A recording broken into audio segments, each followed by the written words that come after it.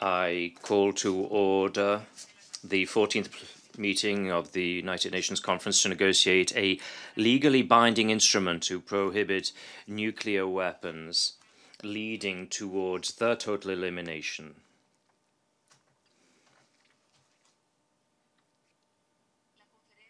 The conference will now continue its consideration of Agenda Item 9 in Cluster 1, the Preamble,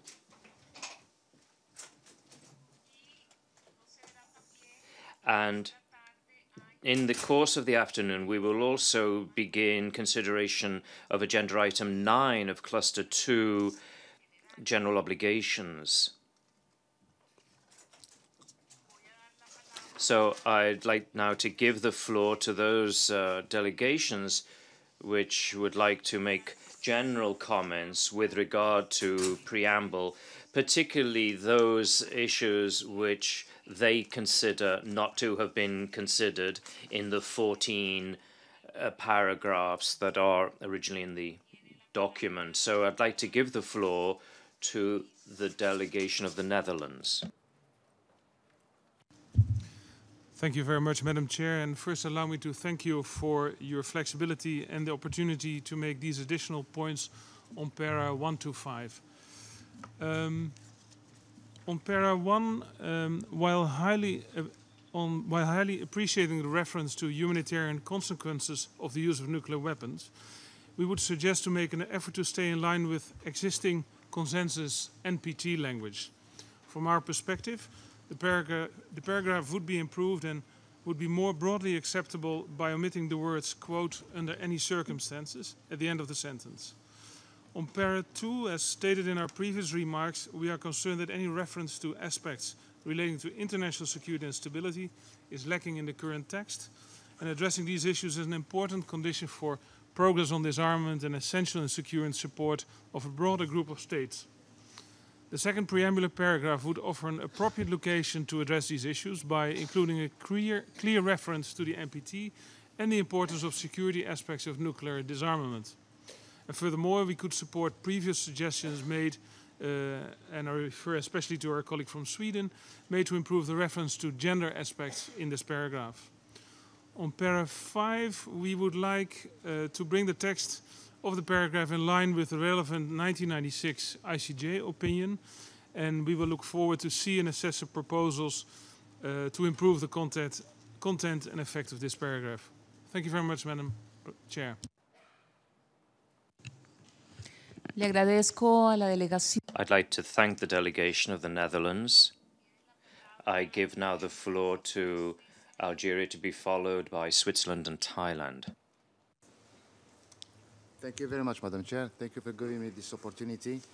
I'm not going to make a general observation on the preamble. I would like to mention that my delegation is highly appreciated if you can include the new paragraph, PP, concerning the peaceful use of nuclear energy. And in this case, however, just to let you know that my delegation is flexible for where to place this paragraph in the PPs. We are flexible in whatever the placement is. I'm just going to read the new PP. Reads as follows: reaffirming that measures of disarmament must be consistent with the inalienable right of all states without discrimination to develop, acquire, and use nuclear technology, equipment, and materials for the peaceful use of nuclear energy, and to determine their peaceful nuclear programs in accordance with their national priorities, needs, and interests, bearing in mind the need to prevent the proliferation of nuclear weapons. This, full stop, this is the paragraph. It comes from the outcome document of SSOD1. It's OP 36. For us, it is regarding the peaceful of energy. We consider it as a sovereign and inalienable right to the states to develop their national capacities to use this kind of energy for peaceful purposes in order to contribute to the economy and social development of the states. I thank you very much, Madam. Thank you very much to Algeria. I give the floor now to the delegation of Switzerland. Thank you very much, Madam Chair, and thank you very much for the opportunity to raise some last points before closing this cluster of the preamble. I would just like to flag that very much along the lines of the distinguished delegate of Algeria, we would see some value in adding some general recognition, let's say, in the preamble that the treaty should not constrain the legitimate interest in a number, so going beyond just the peaceful use of nuclear energy in a number of areas.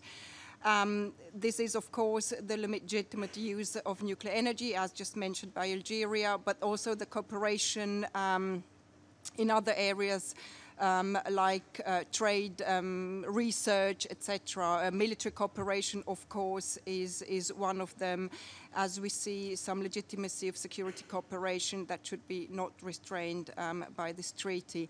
I don't have, for the time being, text or wording language to propose, but we can come back if you think it's useful. Thank you very much.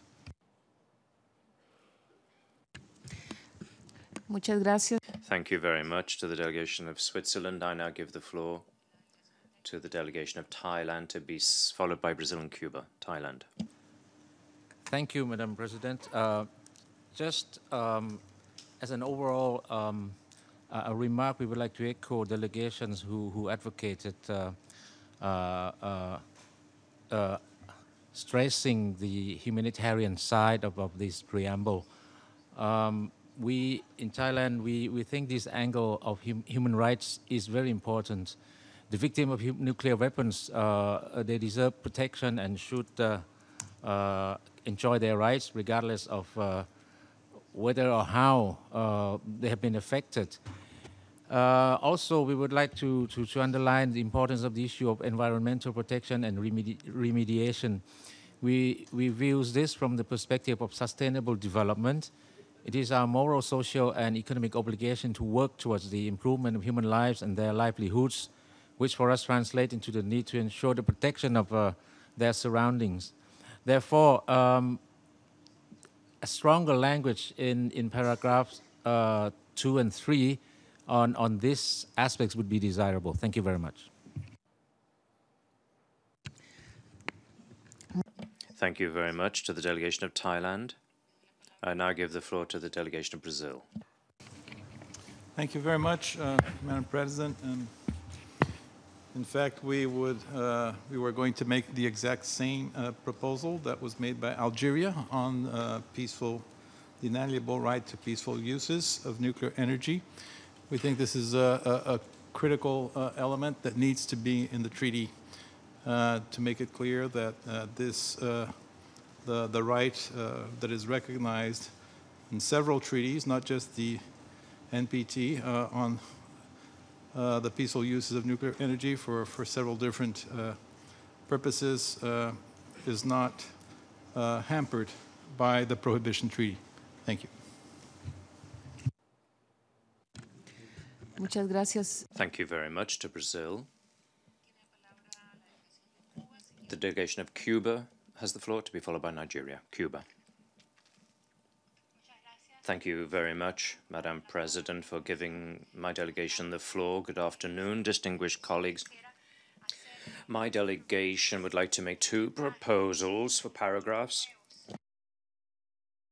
These are new paragraphs, 14. Basically, President, to highlight the fact that in implementing and designing instruments of disarmament, we should respect also the environmental agreements. So we propose paragraph 14 bis, which says as follows in English. So the need to comply with relevant environmental norms in the implementation of this convention.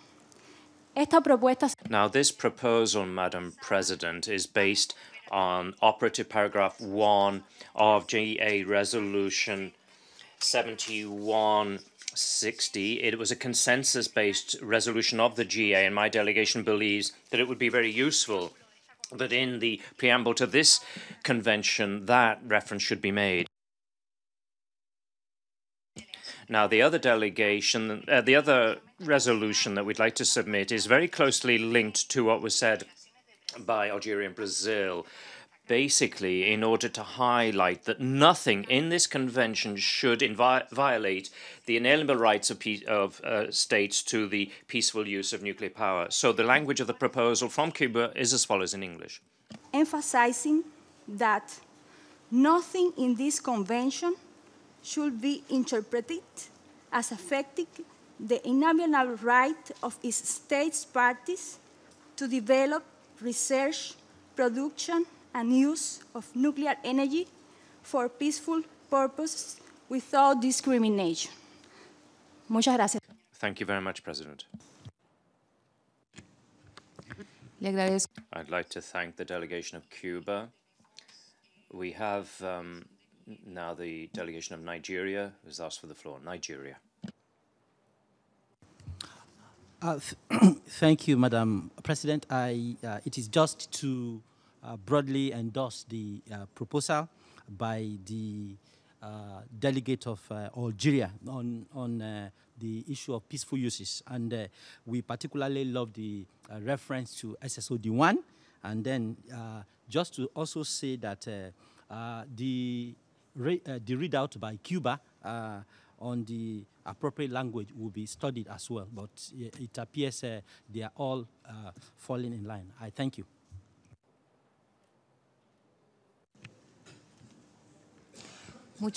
Thank you very much to the delegation. The delegation of South Africa has the floor.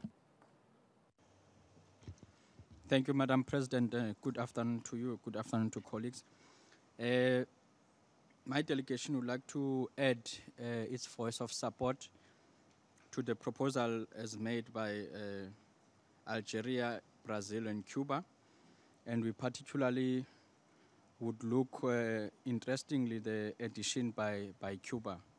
And we will take your request, Madam President, that we will submit our portion together with the ones from Brazil and Cuba. We will try and see if we can agree together, and then we'll submit something to you. Thanks.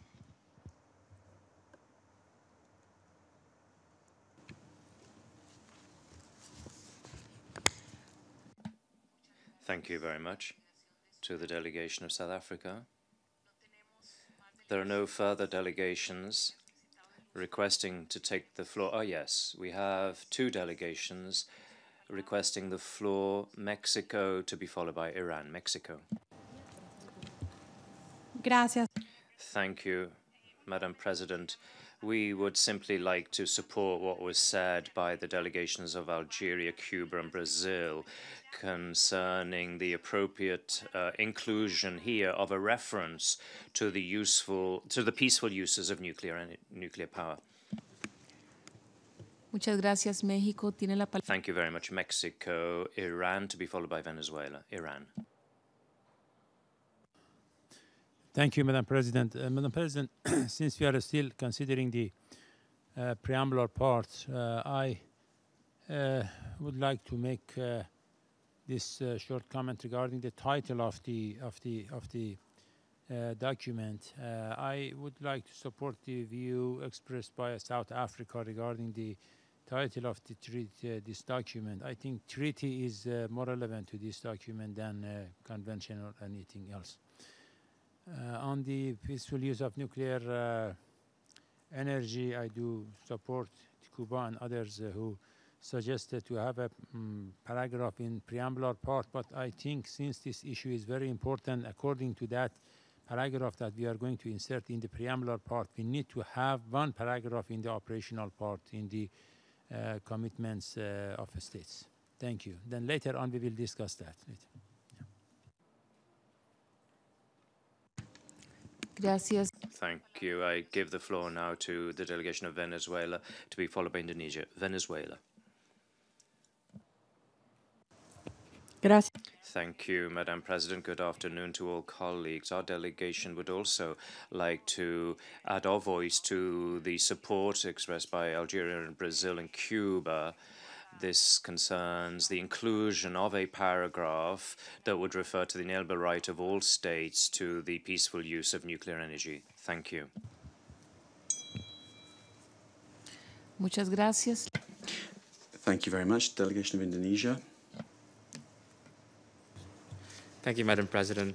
Just as a general remarks on the preamble part, I'll keep it short. I think what we have been listening thus far since yesterday has been very constructive, and I think we would rely on your judgment and wisdom on how to construct the preamble part. But I do appeal to you that once once the draft on the preamble are being put together, I do appeal to you to keep in mind on the need to delegitimize nuclear weapons as an object, as well as delegitimizing nuclear deterrence as a concept.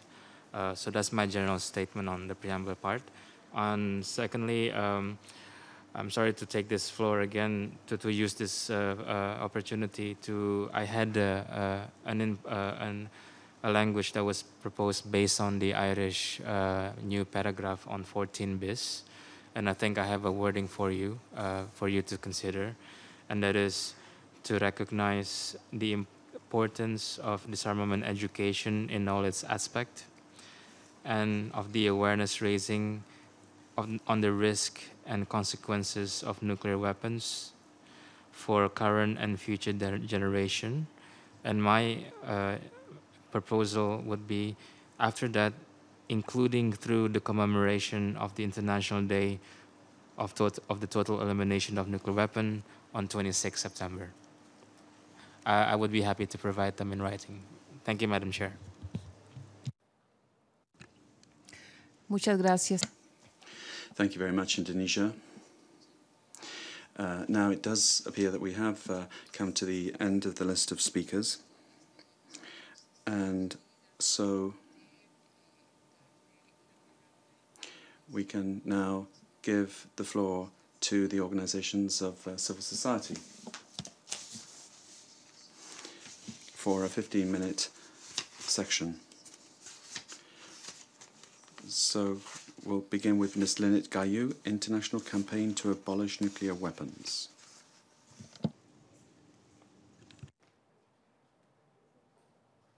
Madam President, the preamble, we believe, must clearly convey the enormous and ever-increasing risk that nuclear weapons, through their very existence, pose to all humankind. This risk will remain until the weapons have been completely eradicated. The preamble must, moreover, acknowledge the inability of the international community to render any meaningful humanitarian relief in the aftermath of a nuclear detonation, a key conclusion of the 3 humanitarian conferences. The draft language on the gendered impacts of nuclear explosions should be broadened to reflect more accurately recent research findings in this area. Such impacts have a social, economic, cultural, as well as physical dimension.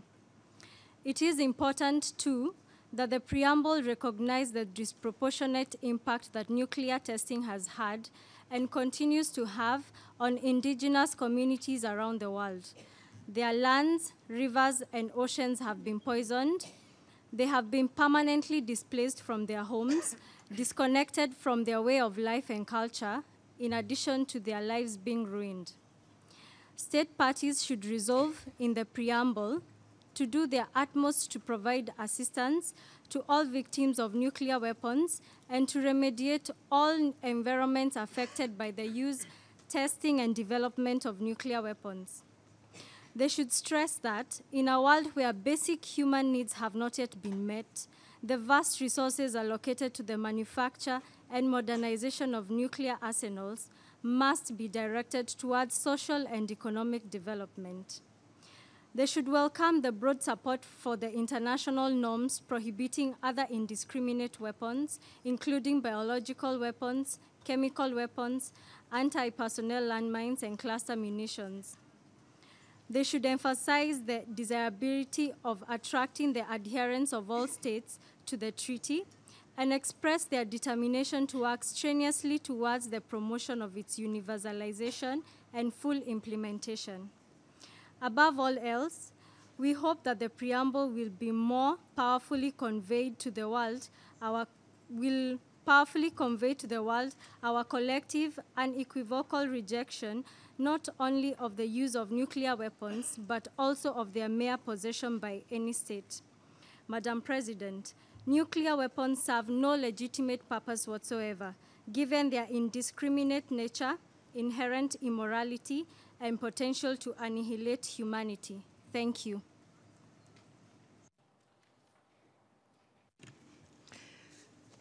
I thank Ms. Gayu and give the floor to Ms. Karina Lester from International Physicians for the Prevention of Nuclear War.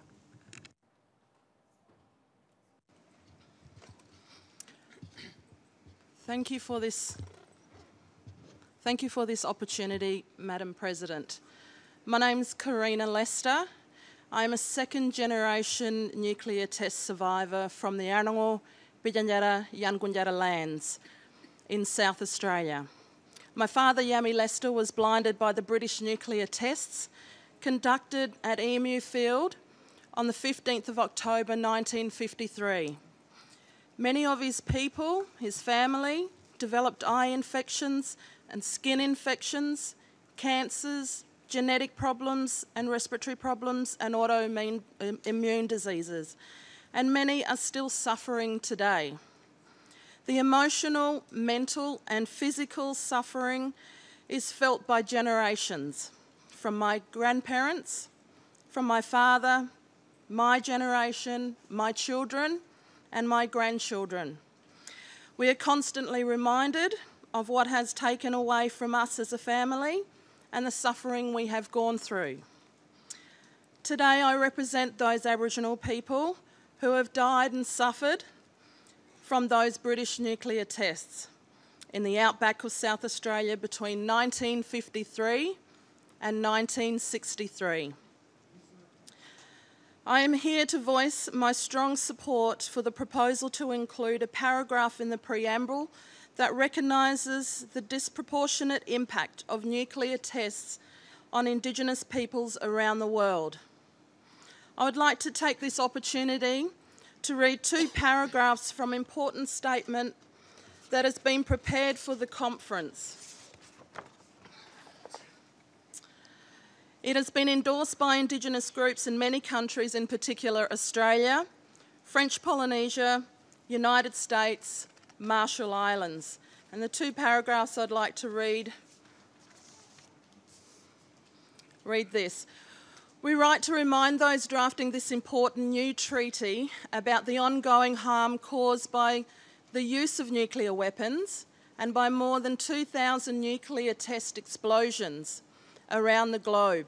Indigenous communities have borne the brunt of these deadly experiments. Our land, our sea, our communities, and our physical bodies carry this legacy with us now and for unknown generations to come. Our suffering cannot be undone. Our lands can never be restored. Some of our customs will never be revived and will forever remain disrupted. We hope that in this new treaty to ban nuclear weapons, governments will at last acknowledge and make reparation for the harm inflicted upon Indigenous peoples, communities, lands and sea. Your work on this treaty is a historic opportunity towards ensuring that there are no new victims of nuclear weapons. Thank you.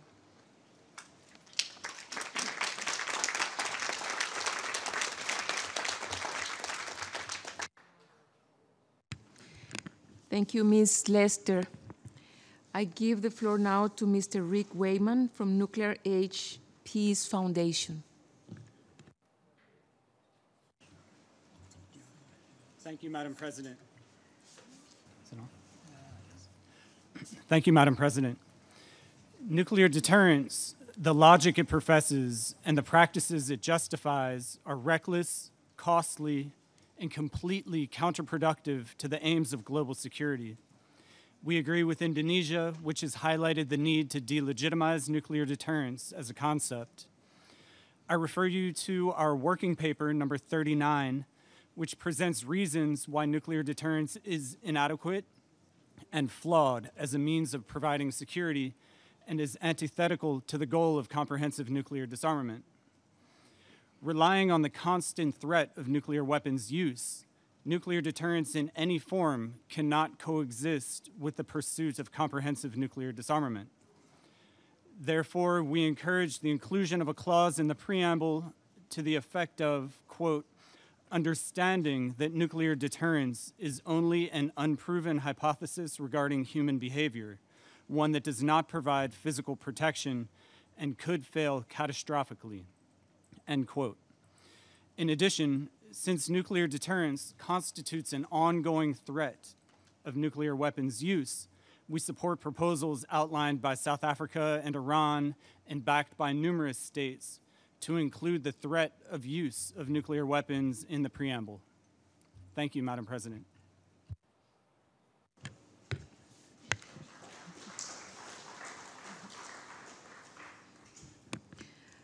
I thank Mr. Wayman and give the floor to Ms. Jacqueline Cavazo from Western States Legal Foundation. Thank you, Madam President. Let me first say clearly that the draft preamble is already in very good shape and has a number of essential elements which should be retained. We would, however, suggest several additional elements. I refer you for more detail to IALANA Working Paper 37, Prohibitions, and the Preamble. Regarding the fourth preambular paragraph on principles of international humanitarian law, we urge reference to the principle of distinction and the associated prohibition of indiscriminate attacks, and to the principle of precaution. See our working paper for proposed paragraph. We are doubtful about referring to rules involving a balancing test, such as proportionality in attack, and the prohibition of the infliction of unnecessary suffering. They open the way to making the case for the lawfulness of particular attacks. A preambular paragraph should be added, quote, recalling the duty of states to respect and ensure respect for international humanitarian law, end quote. This principle is drawn from Common Article 1 of the Geneva Conventions and is today considered customary in nature. It applies not only to actual armed conflict, but also to the planning or preparatory phases. It additionally weighs against threat of nuclear attack, which negates respect for international humanitarian law, whether or not a nuclear attack is executed. We very strongly support including a prohibition of threat of use of nuclear weapons in the obligations, and this should be reflected in the preamble as well.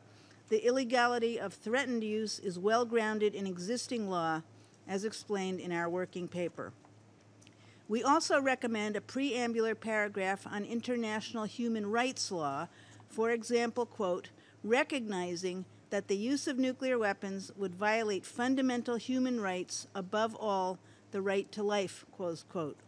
The catastrophic consequences of use of nuclear weapons vastly exceed the ordinary boundaries of armed conflict. Reference to human rights, as well as IHL, is highly appropriate and would help with public education. In the third preambular paragraph of the draft convention, IALANA suggests addition of a reference to production of nuclear weapons, as the effects of the entire life cycle of producing nuclear weapons, as well as testing and using them, have harmed people in large numbers. I'm sorry, I don't have my second page. 1 second. It's very short. Okay. IALANA suggests addition of the word climate to the second preambular paragraph of the draft convention on catastrophic consequences of nuclear weapons. For example, quote, pose grave implications for human survival, the environment, and climate, close quote. This would link to the evidence presented at the conferences on humanitarian impact of the global cooling and consequent famine that would result from a large-scale exchange of nuclear weapons devastating many cities, and facilitate public attention on the subject. Thank you for your attention.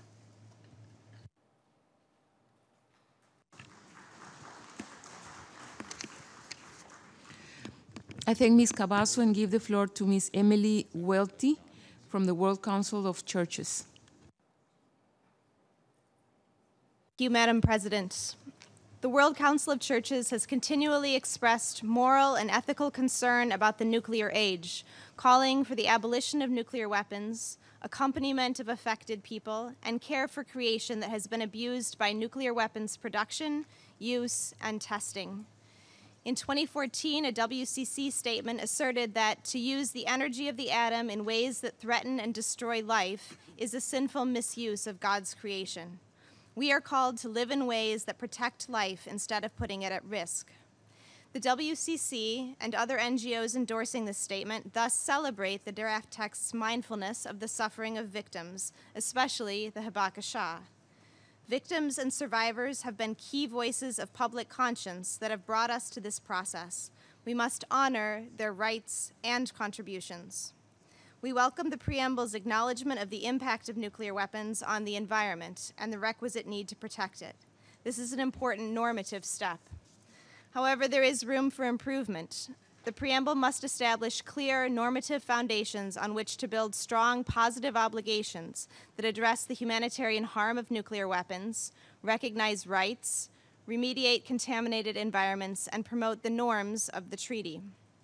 Our ethical and moral obligation to address unacceptable harms mean that the people affected by nuclear weapons should be treated not as objects of pity, but as holders of human rights. Vulnerability to the impact of nuclear weapons is not uniform, and we highlight the particular threat such weapons pose to gender equality and the rights of indigenous peoples. Specifically referencing the rights of indigenous peoples in the preamble will ensure that the collective rights of indigenous communities are considered, as well as the rights of the individuals affected. The current draft preamble also neglects the potential contributions of environmental law. As a result, we call on this conference to include references to human rights law and environmental law in the finalized preamble. Thank you, Madam President.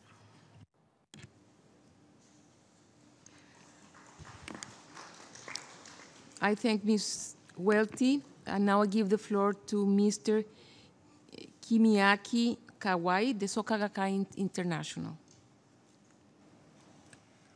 Thank you, Madam President.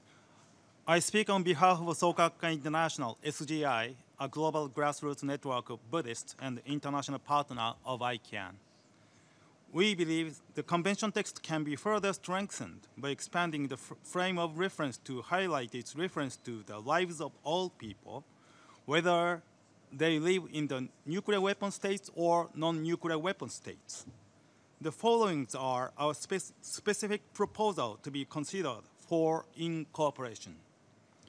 The preamble expresses deep concern about the catastrophic humanitarian consequences of nuclear weapons use. This could be stated in even broader and more comprehensive terms by including reference to international human rights law, in particular, the right to life. For example, the following could be added after the paragraph 7, bearing also in mind the inherent right to life, which is declared in the Universal Declaration of Human Rights and the International Covenant on Civil and Political Rights. We also feel that the preamble could be strengthened by more explicit acknowledgement of the non-material impacts of nuclear weapons on the human person and human dignity. To this end, we would like to propose an additional preambular paragraph, noting that the continued existence of nuclear weapons hampers people's ability to envisage a hopeful future and thus threatens human dignity, one of the principal objects of protection under international humanitarian law. In closing, although the convention is to be adopted by states, it could be argued that it should be rightfully be adopted in the name of all humankind. To this end, we'd like to propose a modification to paragraph 10 as follows. Determined to act toward that end in the name of humanity. Other proposals can be found in a working paper SGI submitted to the conference, which is available as NGO Working Paper 25. I thank you, Madam President.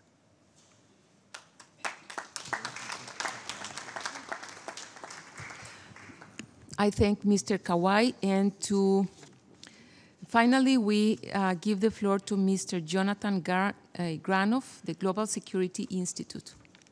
Chair, delegates, friends, we call on governments to welcome civil society more explicitly. I'm speaking not only on behalf of the Global Security Institute, but also the Parliament of the World Religions as its ambassador for nuclear disarmament. We thus suggest the following paragraph: welcoming and encouraging the engagement of civil society in education and advocacy to obtain a nuclear weapons-free world, we call upon all governments to actively support such efforts.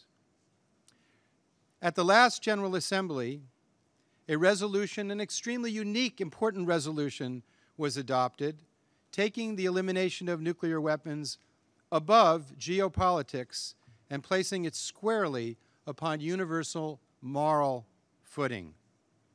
The ethical imperative for a nuclear weapons-free world, 7155, very much like the resolution that convenes us here today, Resolution 71258, was not obtained by consensus, but by a vast majority of the world's nations. And it states in relevant part in its declaration, and I quote, "Given their indiscriminate nature and potential to annihilate humanity, nuclear weapons are inherently immoral."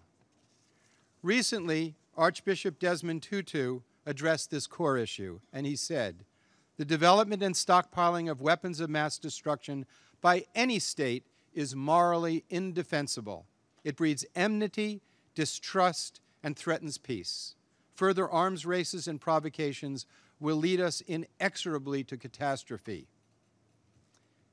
We all understand that deterrence is not an abstract endeavor, but involves making thousands of people ready to annihilate humanity. It rests on making the threat to use nuclear weapons present, credible, and real. To rest global security on such flawed moral footing is the pinnacle of folly.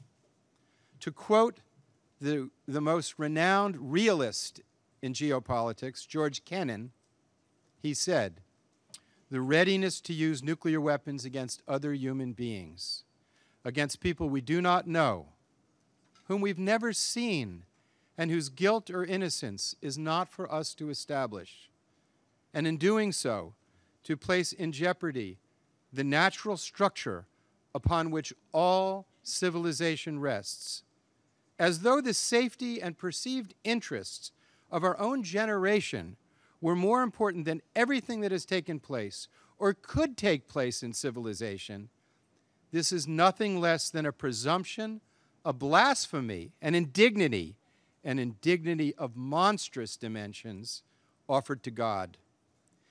If the knowing annihilation of civilization is not considered morally unacceptable, then what moral standards could apply to anything?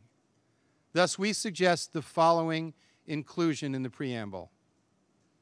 Asserting that, that given their indiscriminate nature and potential to annihilate humanity, nuclear weapons are inherently immoral, and condemning the immorality of knowingly causing or threatening to cause irreparable environmental damage, devastating climatic change, or horrific suffering and death to countless non-combatants through the use of nuclear weapons. Thank you.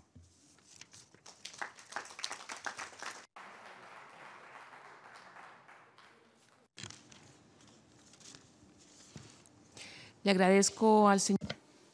I thank Mr. Granoff and all of the other speakers for their contributions from civil society organizations. I'd also like to thank all delegations for their reflections and proposals on this first part of our initial read-through of the text. We've obviously seen there are very many areas of convergence, and so it should be fairly easy to incorporate all of these comments in the text and consolidate the text.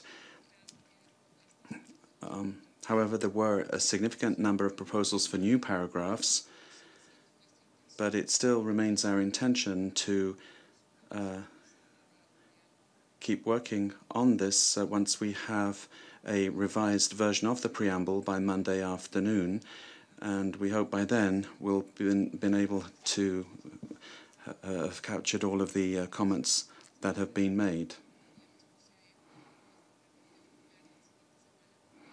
And then we'll proceed with the preamble next week, as per our plan of work. So I'm very happy to say now that I think we can move on to the first reading of Thematic Group 2, Cluster 2, General Obligations.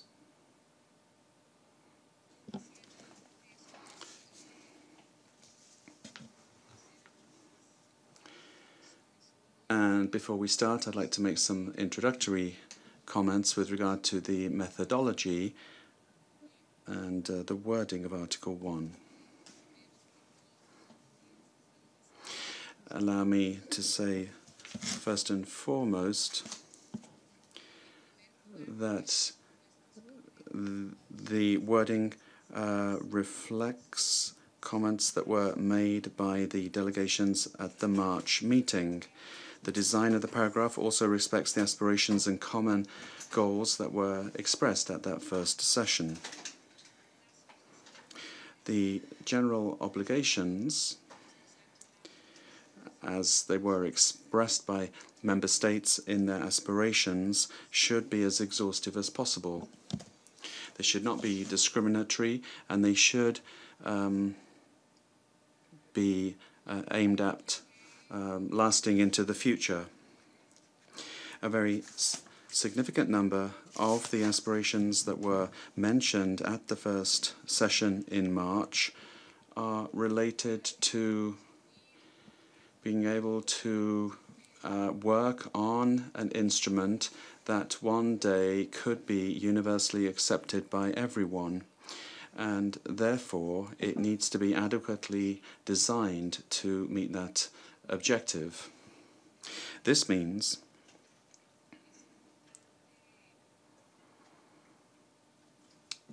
that it's important to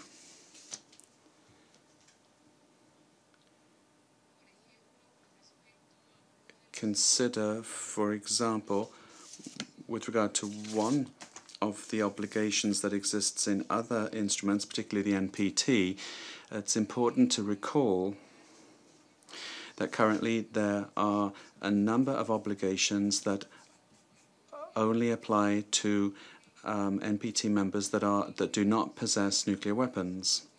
But obligations in the future will have to apply to other states as well.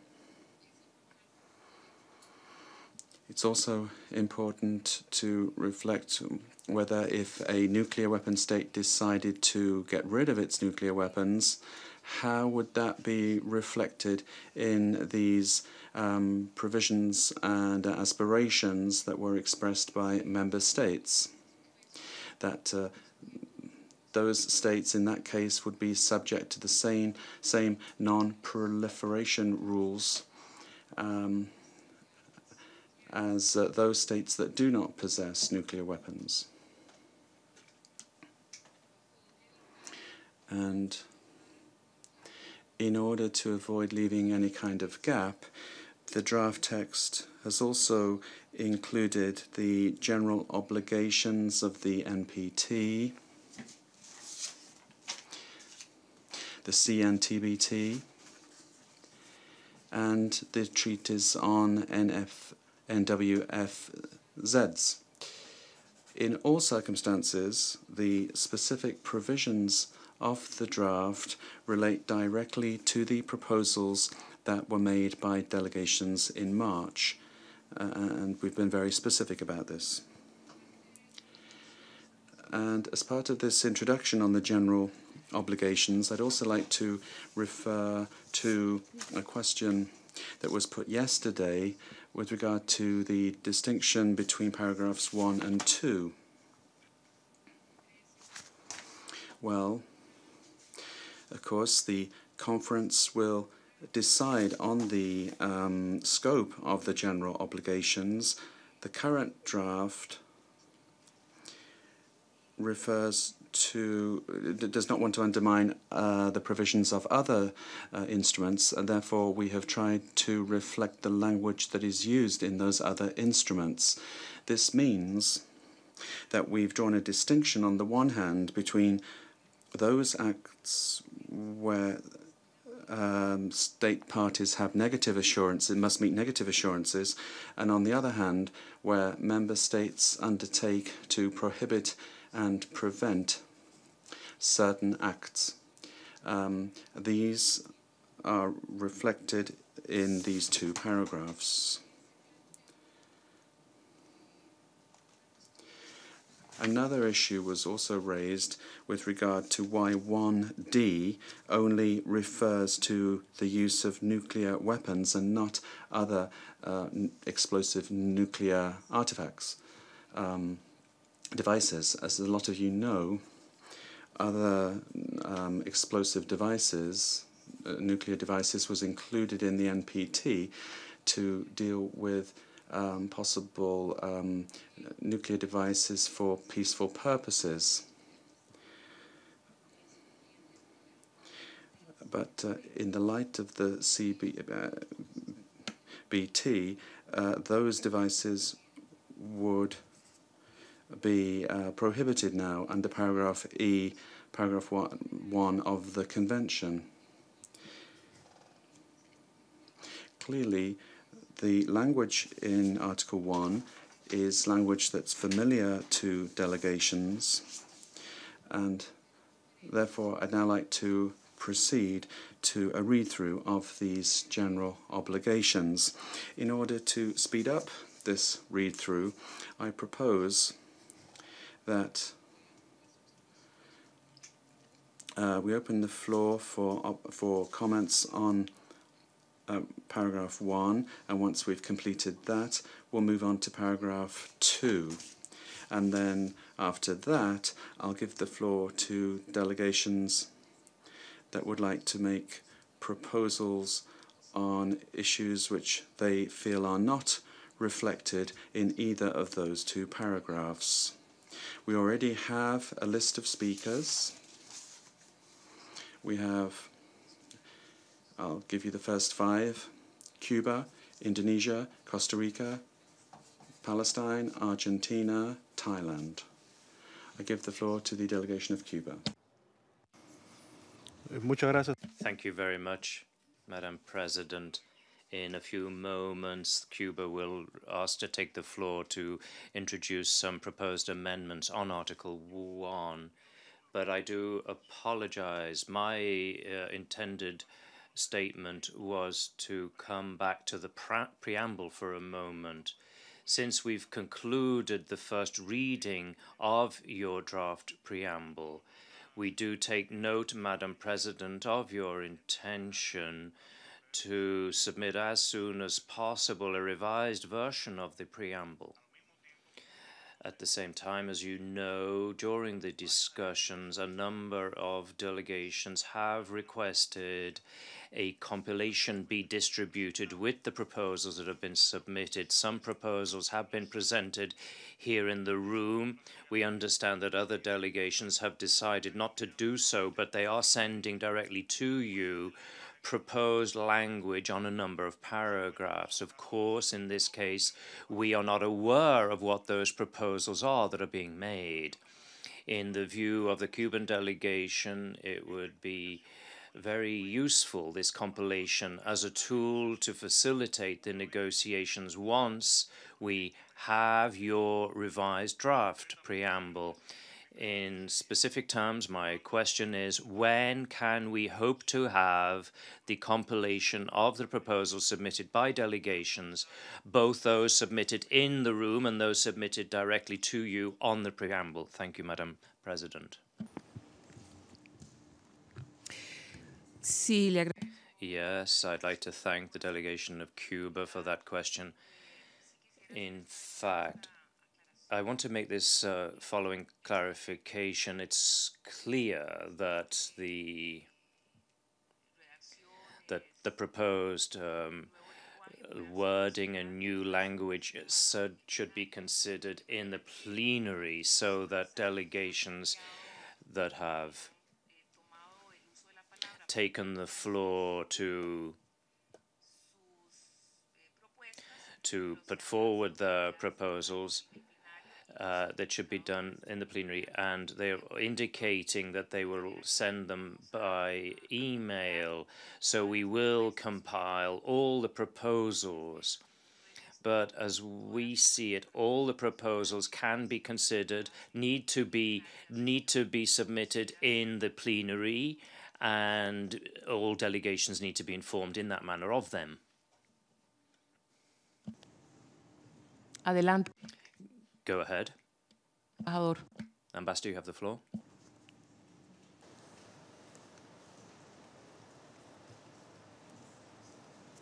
Cuba tiene la palabra. Cuba has the floor.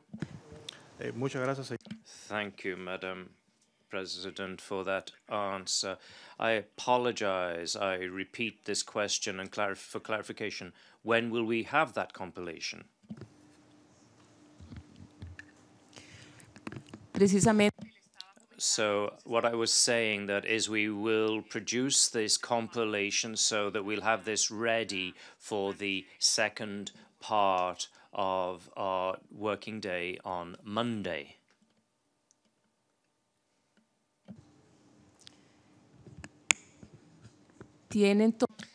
So I now give the floor to the delegation of Costa Rica to comment on Article 1. This is general obligations. Thank you very much, Madam President. My delegation believes that Article 1 is the most solid basis in this text. We reassert our commitment to the prohibitions that are imposed on states. This delegation would just like to propose an amendment. In the actions that are prohibited, we should include the obligation to destroy, and this would make the text more coherent, since Article 5 assumes that a power with nuclear arms enters into the treaty needs to have a plan for destruction within a specific deadline. We believe this obligation to destroy must be assimilated in paragraph 2 of the treaty, but we are flexible on how this should be integrated in the text, Madam President.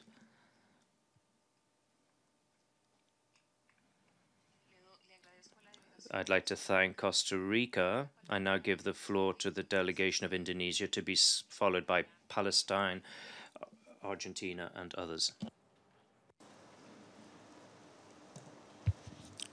Thank you, Madam President, and thank you for the explanation as well as the briefing to all of us concerning the general obligation, in particular Article 1. Madam President, we have a few amendments. This would begin in paragraph 1D, and that would be consistent with our previous proposals and also previous proposals made by other delegations in our attempt to delegitimize the concept of nuclear deterrence. So I would propose for paragraph 1D to add or threat of use. So it would read as follows: use or threat of use of nuclear weapons. That is for 1D. And for 1F, I would propose a new word after encourage, and that word is finance. So it would read as follows: assist, comma, encourage, comma, finance, comma, or induce, and so on and so forth.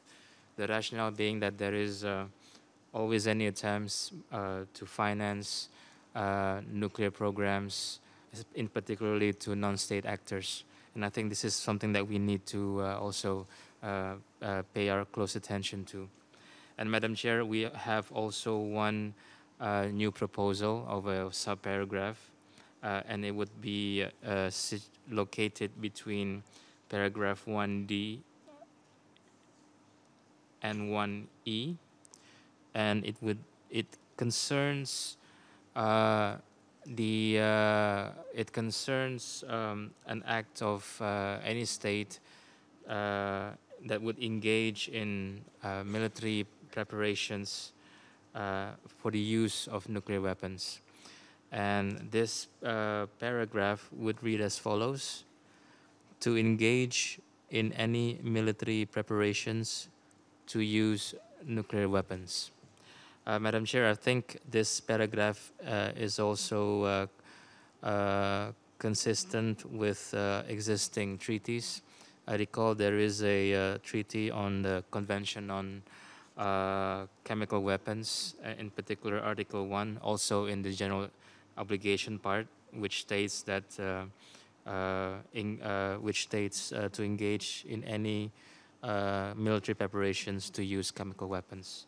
So those are my proposals, Madam President. Thank you. Muchas gracias. Thank you very much, Indonesia. If I may, I'd like to read out the list of requests to take the floor using the old-fashioned paper technology. We have Palestine, Argentina, Thailand, Ireland, Netherlands, Indonesia, Guatemala, Cuba, Liechtenstein, Kazakhstan, Brazil, Ecuador, and Philippines, in that order. So let's continue now with Palestine. Thank you, Madam President. Well, we were taking the floor for two of the same recommendations that were made by Indonesia about the threat of use and about the military preparations to use nuclear weapons, which was in the Convention on Prohibition of Chemical Weapons and also part of the recommendations we received from the ICRC. We would also suggest the addition of the obligation to destroy nuclear arsenals states own or possess, or that is located in any place under its jurisdiction or control. We believe that is in line with the objective of nuclear disarmament and clarifies the text. Thank you. Muchas gracias. La declaración del Estado. Thank you very much to the State of Palestine. Argentina has the floor. Thank you, Madam President, for introducing the Article 1 general obligations. Argentina believes that it would be good to merge the two headings of 1 and 2 because that would not in any way change the general obligations. Merging these two headings would reflect what we do in other instruments and would reflect the logic of the CBT obligations. So we'd like paragraph 1 to say each state party in its territory or at any place under its jurisdiction or control, never under any circumstances to. Respecto al punto D. With regard to D, we agree with the proposal to include the threat of use.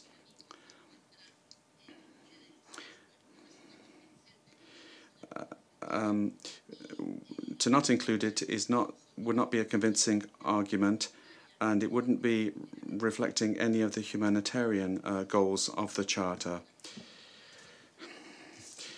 We do mention this as well in the preamble, and it's also mentioned in the advisory opinion of the ICJ.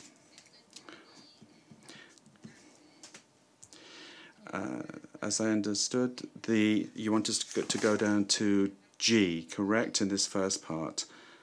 Okay, well, after that, we have some new paragraphs that we would like to include. We'll come back to that later. Thank you.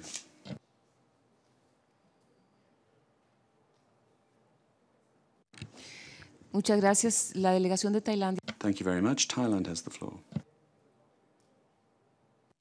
Thank you, Madam President. I thank you for this very solid draft Article 1, which is a very good basis to work on. As a matter of principle, Thailand believes that this treaty, the prohibition part of this treaty, must be at least in line with those of prohibitions under the Bangkok Treaty for Southeast Asia nuclear-free zone. They must cover all acts committed by any person or entity, and not only the state party. Acts that are related to or associated with nuclear weapons within the states parties' territories, continental shelves, and exclusive economic zones, as well as any other areas that are under their jurisdiction or control. It is important that each state party undertakes not to commit these acts, but also important that they undertake not to allow any person or entity to commit them in any place that is under their sovereignty, jurisdiction, or control. And we believe that the express reference to the continental shelf and exclusive economic zone is essential to ensure absolute clarity of the scope of the prohibitions. It is also important to prohibit seeking or receiving any assistance, as well as any action to assist and encourage the commission of any act prohibited under the treaty. When it comes to concrete suggestion, first I can support the proposal by Indonesia regarding a threat of use of nuclear weapon and financing and military preparations in the terms that Indonesia has proposed. And in addition to that, Thailand has some suggestion on paragraph 1, subparagraph A. We would like to propose adding the terms have control, store, station, or transport. Have control, store, station, or transport. Article 1(1)(a). For paragraph 2, we would like to propose adding the terms continental shelf, exclusive economic zone after the word territory. So the chapeau would read, each state party undertakes to prohibit and prevent in its territory, continental shelf, exclusive economic zone, or at any other place under its jurisdiction or control. We also would like to propose extension of this prohibition that the state party must ensure. In subparagraph A, we would like to add development, production, manufacturing, acquisition, possession, control, stockpiling, storing, use or threat of use. May I go through that again, Madam President? Development, production, manufacturing, acquisition, possession, control, stockpiling, storing, use or threat of use. Being understood that this paragraph 2 is for other entities than the state party itself. And then we would like to suggest a third paragraph regarding assistance or action to assist or encourage. I would like to read it out, but we can supply a written version to you. So paragraph 3 would read, each state party undertakes not to A. Seek or receive any assistance on the commission of any act in violation of the provisions of paragraphs 1 and 2 of this article, semicolon, or B. Take any action to assist or encourage the commission of any act in violation of paragraphs 1 and 2 of this article. To make things simple, this suggestion comes from the Sean-Face Agreement, the last paragraph of Article 3. So you can look at that. And that is all we have to suggest, Madam President. Thank you very much.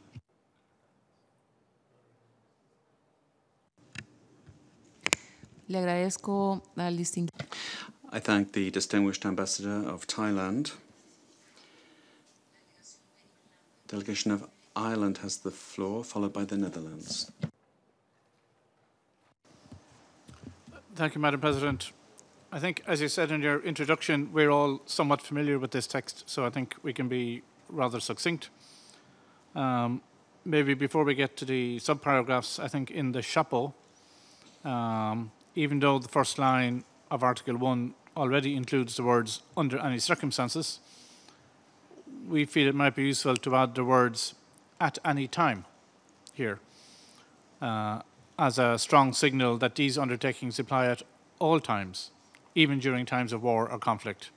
I'm thinking here, I suppose, of the prohibitions at 1B and 1C. Moving along to 1E, we welcome 1E and also 2B, which is very similar. And we note the helpful use of the language taken from CTPT. We are content with this reference and are not looking for any elaboration of it at this time. Similarly with 1F, and here I might stress at this time, we're not seeking a further elaboration of the article, and we'll be looking at the relationship between financing as a component of assistance in this regard. But we may come back to you on this later on. Thank you. Muchas gracias. La delegación de Irlanda. Thank you very much, Ireland, the Netherlands, followed by Guatemala and Cuba. Thank you very much, Madam Chair. I will make 3 comments. First, on the sub-item E, any reference to nuclear weapon test explosions should contain a clear and indubitable cross-reference to the Comprehensive Test Ban Treaty, in our view. We could support proposals which create compatibility between this ban and the CTBT, such as the inclusion of provisions requiring ratification of the CTBT. Second, the draft text generally does not provide many definitions, and in this article in particular we would wish to obtain and include clarification of the proposed terms: transfer, assist, encourage, induce, stationing and installation. And thirdly, as previously stated, the text of Article 1 as it currently stands contains elements that are incompatible with our NATO commitments. And in order to amend this situation, we propose to include a temporal dimension in this provision in a new and separate sub-article to bring the provisions in line with the inherent chronology in Article 6 of the NPT. I thank you very much, Madam Chair. Le agradezco a la delegación. I thank the delegation of the Netherlands. Delegation of Guatemala has the floor.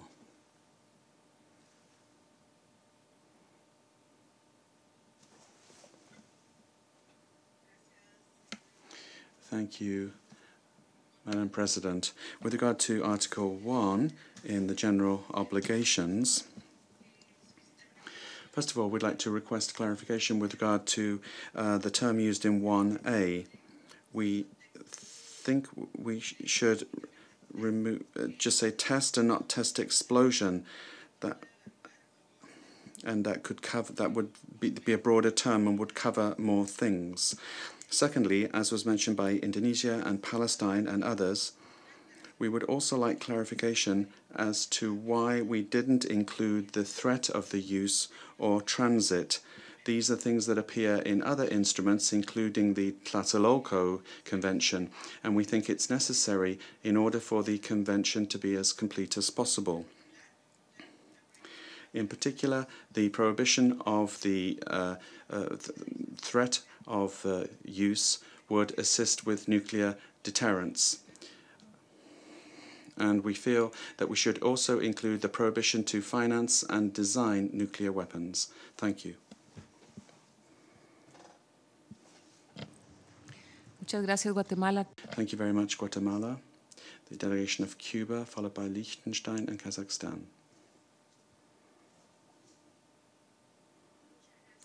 Thank you very much, Madam President.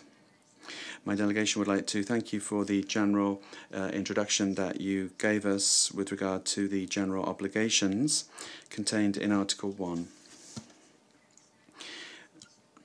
And we'd also like to make some drafting proposals. In paragraph 1A, we'd like to include after develop, research, y después de possess, and after possess, retain. My delegation feels that in order to have a general prohibition, we should include prohibition of design, of research, and the possession of nuclear weapons, and use the language that we currently have. During the first session that was held in March, my delegation did say that we should prohibit the design, research, and the retention of nuclear weapons. And then in 1D, my delegation, as Indonesia and the State of Palestine have also said, my delegation would like to make the proposal to prohibit the threat of use. So our proposal would be use, as it is at the moment, and add or threaten to use.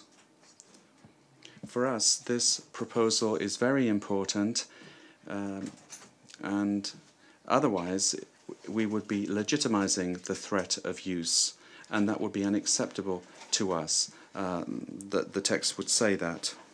So we want to prohibit the threat of use. And then in 1E, my delegation also has a proposal for an addition after weapon test, comma, including by. My delegation feels that the current wording of 1E is incomplete, is insufficient, because it would only be prohibiting nuclear explosions, and that would be legitimizing other kinds of tests, such as carried out by the nuclear powers, these computer tests that they carry out. So my delegation feels that all tests should be prohibited, including the critical computer tests. That's why we want to include including by after test and before explosion. And in doing this, we're trying to avoid the scope of the convention being affected, or the standards that relate to the total banning of nuclear tests in any way being diminished. Thank you. Thank you very much to the delegation of Cuba, the delegation of Liechtenstein now, followed by Kazakhstan and Brazil. Thank you very much, Madam President, for giving me the floor, and also in particular for the explanation that you gave introducing this paragraph, which is obviously the core paragraph of our treaty. Given your explanation, we certainly take note that much reflection has gone into the proposal that you've put forward, and I'm mainly taking the floor to support your draft in the elements that you've proposed. I think you strike a very good and careful balance between the ambition that we should have and the pragmatism also, bearing in mind that we should aim at a text that is conducive to universality, as you said yourself. To be clear, my delegation has also proposed additional elements that we could add to this text in the March session, but I will refrain from bringing them back here because I believe that we had a very good discussion and we have made a very good step forward with your proposal. That being said, let me just make a couple of comments on the structure of the text, and that is first and foremost questions that we've asked ourselves studying this proposal. The first one would be regarding subparagraph C, whether there might be a possibility to maybe even more streamline the text here and combine it with subparagraph B. I don't have a drafting proposal, but that would be something that we would look at positively. The other comment we had would be we would support if there's a willingness in the room to move subparagraph D up to the beginning of the paragraph, because it strikes us as a very important subparagraph and would be a good start into that prohibition article. We would also look favorably at what has been proposed by Argentina, namely to maybe get rid of the subdivision in this paragraph. And in our view, if this is possible without losing any of the any of the meaning on the elements and the scope of the elements, we would favor that. But we don't have a drafting proposal to that either, but we would support an effort to that effect. That's it. Thank you. Muchas gracias a la delegación. Thank you very much to the delegation of Liechtenstein. I now give the floor to Kazakhstan, to be followed by Brazil, Ecuador, and the Philippines. Kazakhstan. Thank you, Madam President. We support the proposal of adding into subparagraph D the threat of use of nuclear weapons. And in this regard, we propose also to broaden the wording for subparagraph D as following: use or threaten use of nuclear weapons, including the conduct of some military and other preparations for such use. And we also support an exclusion of possible financing for developing of nuclear weapons, and therefore we would like to submit the following wording of as a new subparagraph: fund any research in the field of nuclear weapons, with the exception of research in the field of nuclear disarmament.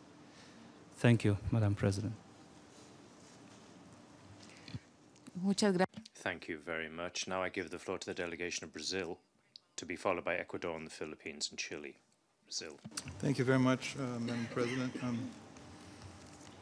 I think there are some proposals that we have not fully captured, but we think may be interesting. I would like to refer to the Argentinian proposal of rationalization between 1 and 2 by changing the chapeau of 1 in the way that was proposed to include in any place, etc. I don't have the exact wording, but that might be a positive amendment in terms of streamlining and rationalization of 1 and 2. We would like to support also the inclusion of threat of use and D, as has been proposed and supported by many. We share the concern of Cuba in respect of test explosion, which we find an expression that seems to me to be a dilution or narrowing down of what currently is there in the CTBT. And of course, if we are to make any movement in that respect, we should make a movement towards greater clarity and not and greater and more broader prohibitions instead of more narrow ones. So we think the Cuban proposal goes in the direction of Brazil's concern, but we also have language to that effect that we wish to propose, which is extracted from the final document of the Article 14 conference of the CTBT from 2015. And it would read the following way. There's a slight adaptation with respect to that language to make the paragraph flow. So it would be: carry out any nuclear weapon test explosion, any other nuclear explosion, and this would be the additional part, or any other activity associated with the development and use of nuclear weapon technologies. This is not incompatible with the amendment by Cuba. Perhaps both could be taken on board, but we believe that this contributes towards greater clarity using an expression that is already contained within the CTBT as an agreed text of the final document thereto. Thank you very much. Muchas gracias. Thank you very much, Brazil.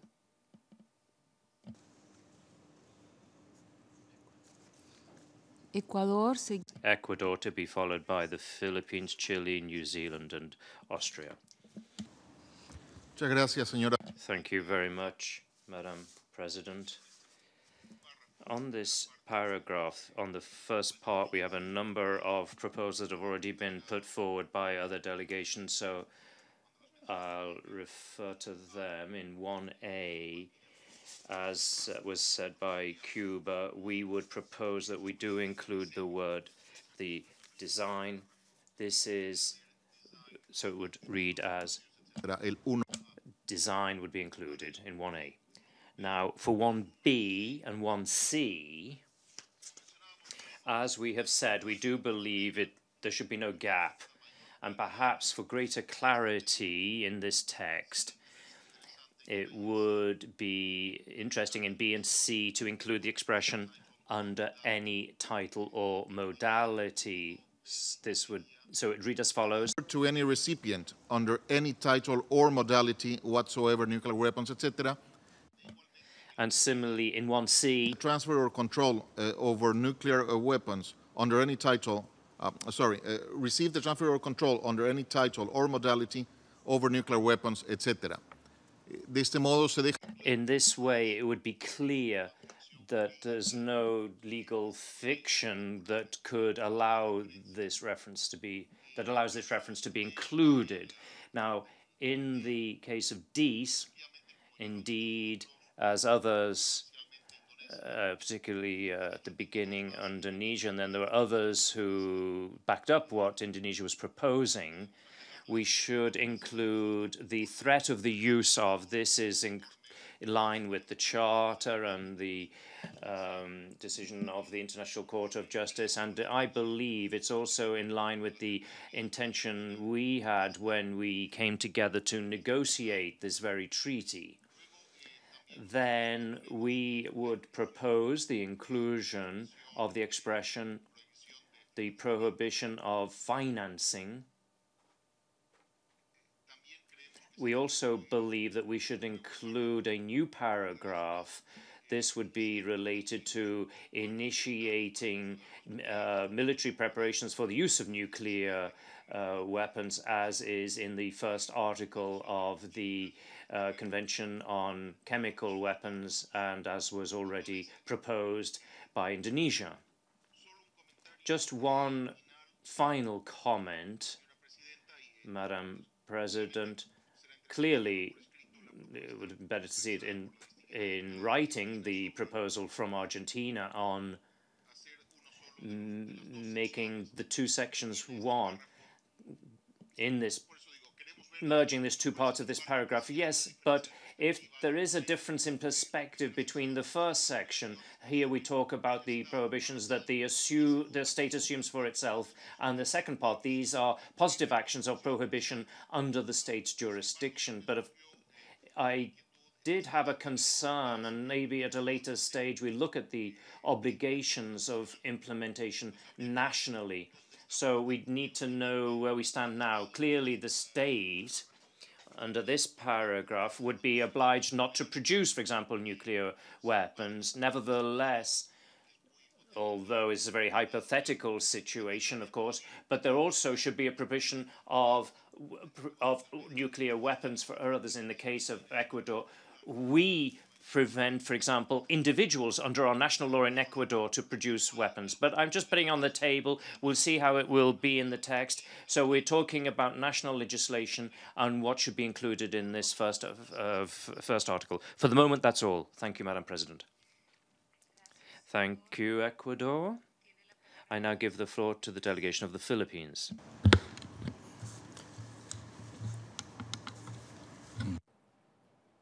Madam President, the Philippines supports Indonesia's proposed paragraph 1D from use nuclear weapons to use or threaten to use nuclear weapons. This is consistent with the call for negative security assurance, which cover both use and threat of use of nuclear weapons. We also, in paragraph 1F, we support the inclusion of financing as one of the activities state parties shall never undertake under any circumstance. Then we go to paragraph 2. We support Thailand's proposed inclusion of the continental shelf and EEZ, as well as its proposed paragraph 3, which are all covered under the Bangkok Treaty. Thank you, Madam President.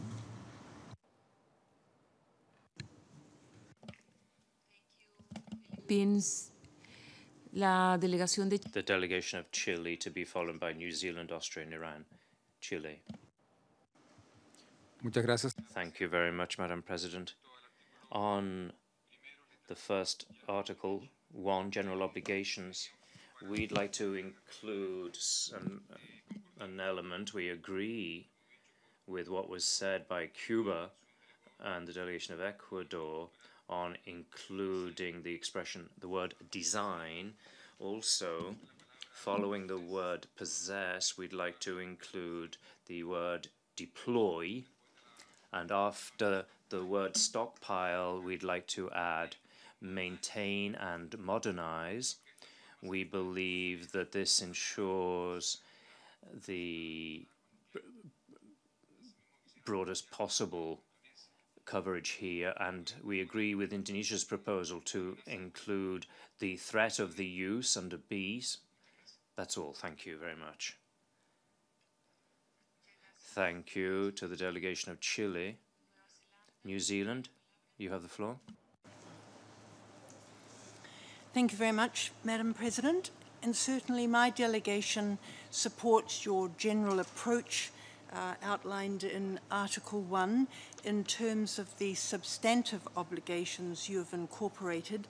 We do have some comments to make, though, on your general structure and approach that's been followed in terms of layout in Article 1. We're aware of some comment outside the room regarding the duplication of some of the prohibitions, and I think this arises largely from the incorporation of NPT language in subparagraph B and C, and which has led to perhaps something of a duplication with some of the other subparagraphs. My delegation is not at all worried, however, about the possibility of overlap. We think that's of much less concern than an underlap. So in general, we welcome your listing, but we don't really understand the basis for the repetition, which seems to us to occur in paragraph 1E and then repeated in 2B. And we suspect, Madam President, that that's come about because of this construct that you have used, this bifurcation between paragraph 1 and paragraph 2. We thought that the proposal put by Argentina was pretty much exactly the language that we were going to propose to get around this problem, and I didn't quite get down what Argentina was proposing, so I'd like to reiterate, it may be reiterate because she probably said the same thing, make my proposal about how we would avoid the duplication and make this article much simpler and clearer. We would suggest that the chapeau in Article 1.1 could be reworded to say, and at this point I'd like to express my support for Ireland's suggestion about including at any time in the chapeau to Article 1. So incorporating Ireland's suggestion in the New Zealand proposal, we would suggest the chapeau state, quote, each state party in its territory or at any place under its jurisdiction or control undertakes never, under any circumstances, at any time, to, and then the list would follow as set out at present, but with the addition at the end of a new subparagraph H, which would incorporate the language currently in subparagraph 2A to subparagraph 2B, and the entirety of the chapeau to paragraph 2 could then be deleted, given that the chapeau to paragraph 2 is effectively incorporated already in Article 7.2 regarding national implementation. We think, Madam President, that this would make the scope very much the same as it is at present in Article 1, but it would make it much clearer and much simpler, we think, to follow. Thank you, Madam President.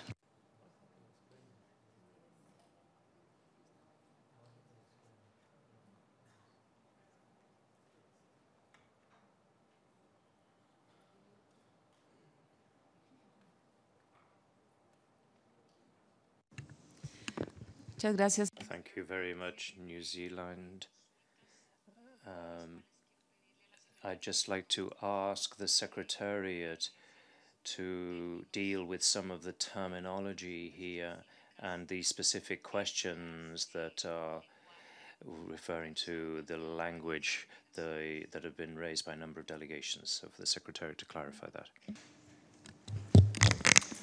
Thank you, Madam President. I'd like just to provide a little bit of commentary on the distinction between paragraphs 1 and 2, and to respond to the point that was just raised on the repetitive language. On the issue of nuclear testing, the language that appears respectively in paragraph 1D and in 2B come from Article 1 of the CTBT, and I'll read Article 1, Paragraph 1 of the CTBT in full.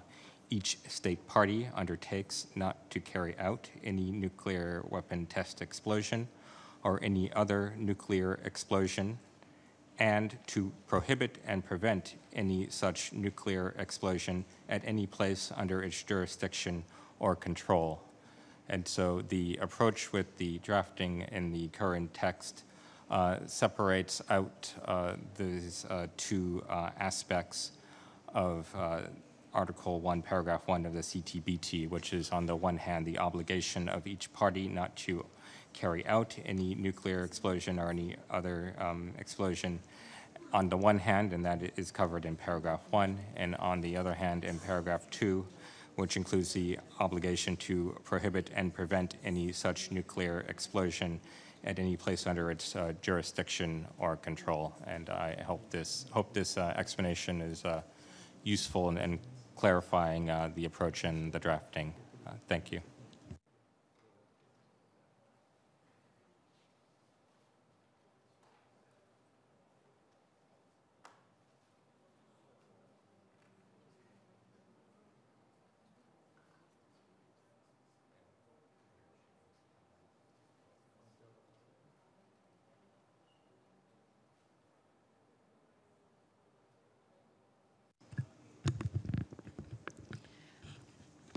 New Zealand would like to follow through your question?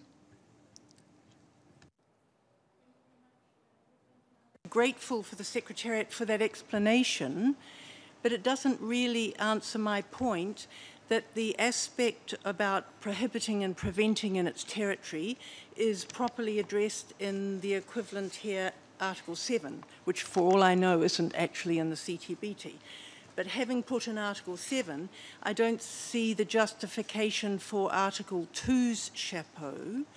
And in any event, as already said by Argentina and as proposed by New Zealand, and I think with the Irish suggestion, the element about territory or at any place under its jurisdiction or control can be carried across into the chapeau of 1, and then you just have one paragraph and one simple listing. It's shorter, but it's also easier to follow. I'm delighted to hear from the Secretariat there is a rationale for 1 and 2, but if bush lawyers or other sorts of lawyers don't follow that, I'm not quite sure that it seems an effective approach. So I just invite consideration and views from others about just one paragraph and one listing. But anyway, we are in your hands, Madam President.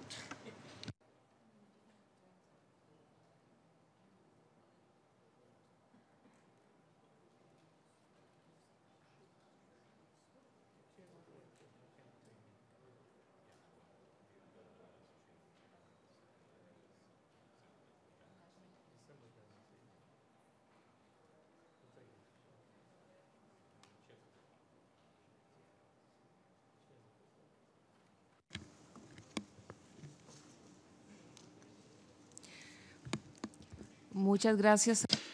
Thank you very much to the delegation of New Zealand. Yes, that's a valid point.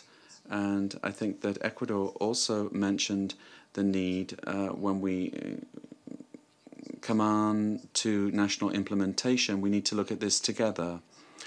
Certainly, the reaction to Article 1 has been to try to include in one single text a mixture of provisions that we have in various instruments so that the conference can analyze them, but also analyze them in conjunction with the rest of the text of the convention.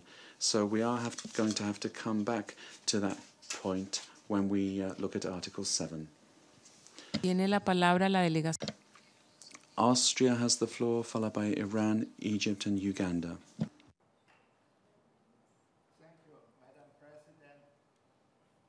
Follow on what you just have said. We have to see the prohibitions in relationship to the national implementation, because for us the implementation of this treaty is the yardstick. It's not so much what we put in it, but that we really will implement it, and it has to be also verifiable. We have this morning introduced a verifiable the adjective various times. And I think your proposal actually is very good and quite clear. So what we have heard now are some proposals to break certain terms that are usual in these treaties, like in the Chemical Weapons Convention and others, further down. So, for example, design and research, in the understanding of my delegation, when it is really geared towards the development of nuclear weapons, is part of to develop. And when we now say we need, for example, research, we imply that it would not be in the other treaties subsumed under to develop. And with research as an own heading, we run then perhaps in the problem, what about basic research which is not directly related to the development of nuclear weapons, but could also be used for this because it's just basic research. So actually my delegation feels it would be better for us to follow the usual terms that are well established in similar treaties and refrain from breaking down. The same holds true for financing. We have here the prohibition to assist. So in my view, a government loan to a country in order to enable the other country to develop nuclear weapons would clearly be, of course, part of assistance. But when we now introduce finance, we have to think, what is the scope? Would it be also that it should be forbidden to sell a mixed share fund where one of the 200 different shares contained therein is an electronic company, a huge company that also, among other things, is producing certain electronic parts for nuclear weapons? I think the devil is in the detail. And of course, when we go this road, it will be very difficult because we would all have to clear this with the ministries of finance because it has to be implementable. So I think it's laudable that steps against financing are taken. Just take the example of the Convention on Cluster Munitions. Under assistance, not under financing, under assistance, a number of countries have taken steps, and certainly government, pension funds, and such things. So there is the possibility to address this as long as we have assistance. And I fear when we now create a new obligation, financing, the first implication might be then assistance would not encompass this, which is not perhaps that what the delegations want to do. And secondly, nobody knows really how far it goes. And when you take it very seriously, it becomes impossible in a free market society. So I would appeal that we try, even so I fully share the good intentions, to steer clear from this because it would make it very difficult. And at the end of the day, we have to have a treaty that is verifiable because otherwise the treaty is not totally credible.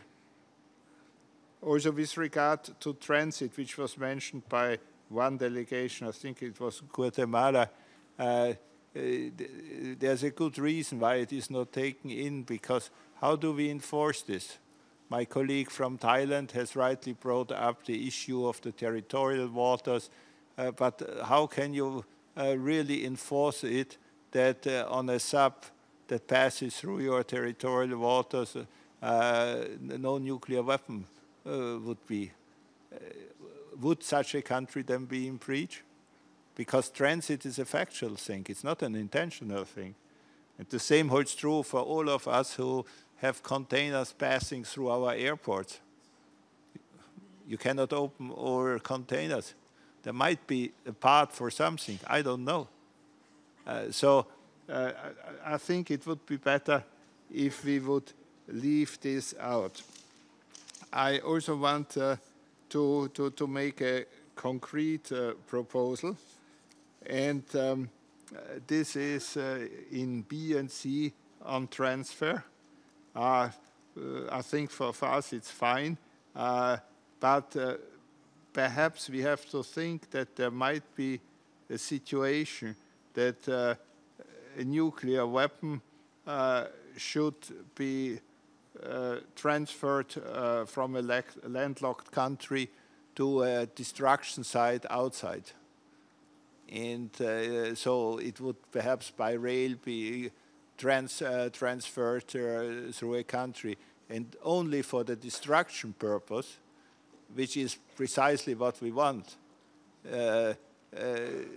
We should perhaps have an exception, and that's easy to formulate, because otherwise we would block the destruction of nuclear weapons, which is not what we want to do. Thank you.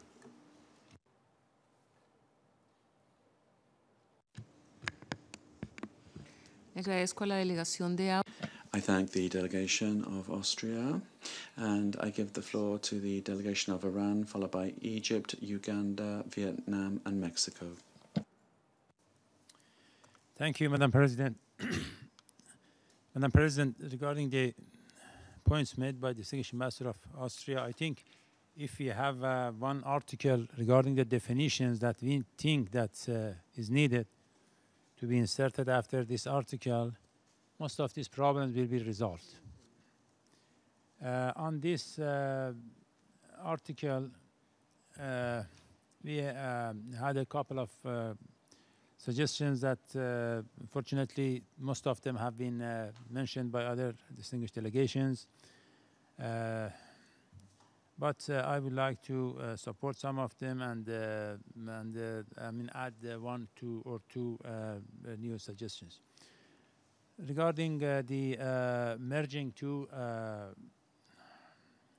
chapeau, which was suggested by Argentina and supported by some others, I think we need more time to discuss this matter to be digested, to be digestive to us, because at this point in time, I do not have a clear picture whether we can have these two as the one chapeau or not.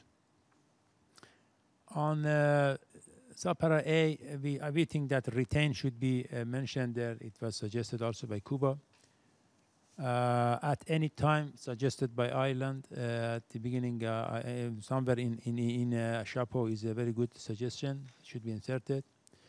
On paragraph B and C, which has been borrowed exactly from MPT, I think this insertion of this kind of wording here might be misleading, and it gives this impression that we have acknowledged two kinds of states. One group are haves, one group are have-nots.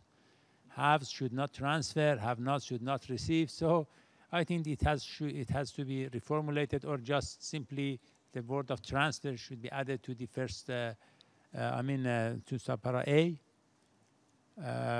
with new, of course, meaning, definition. Threaten to use, that was suggested by Indonesia and supported by others, should be mentioned there for the consistency with the preamble part. Military preparation also, financing also, and regarding the carrying out any nuclear explosion test, I do agree with Cuba that we should have including there to have this concept more broadened than CTBT. That's all, Madam President.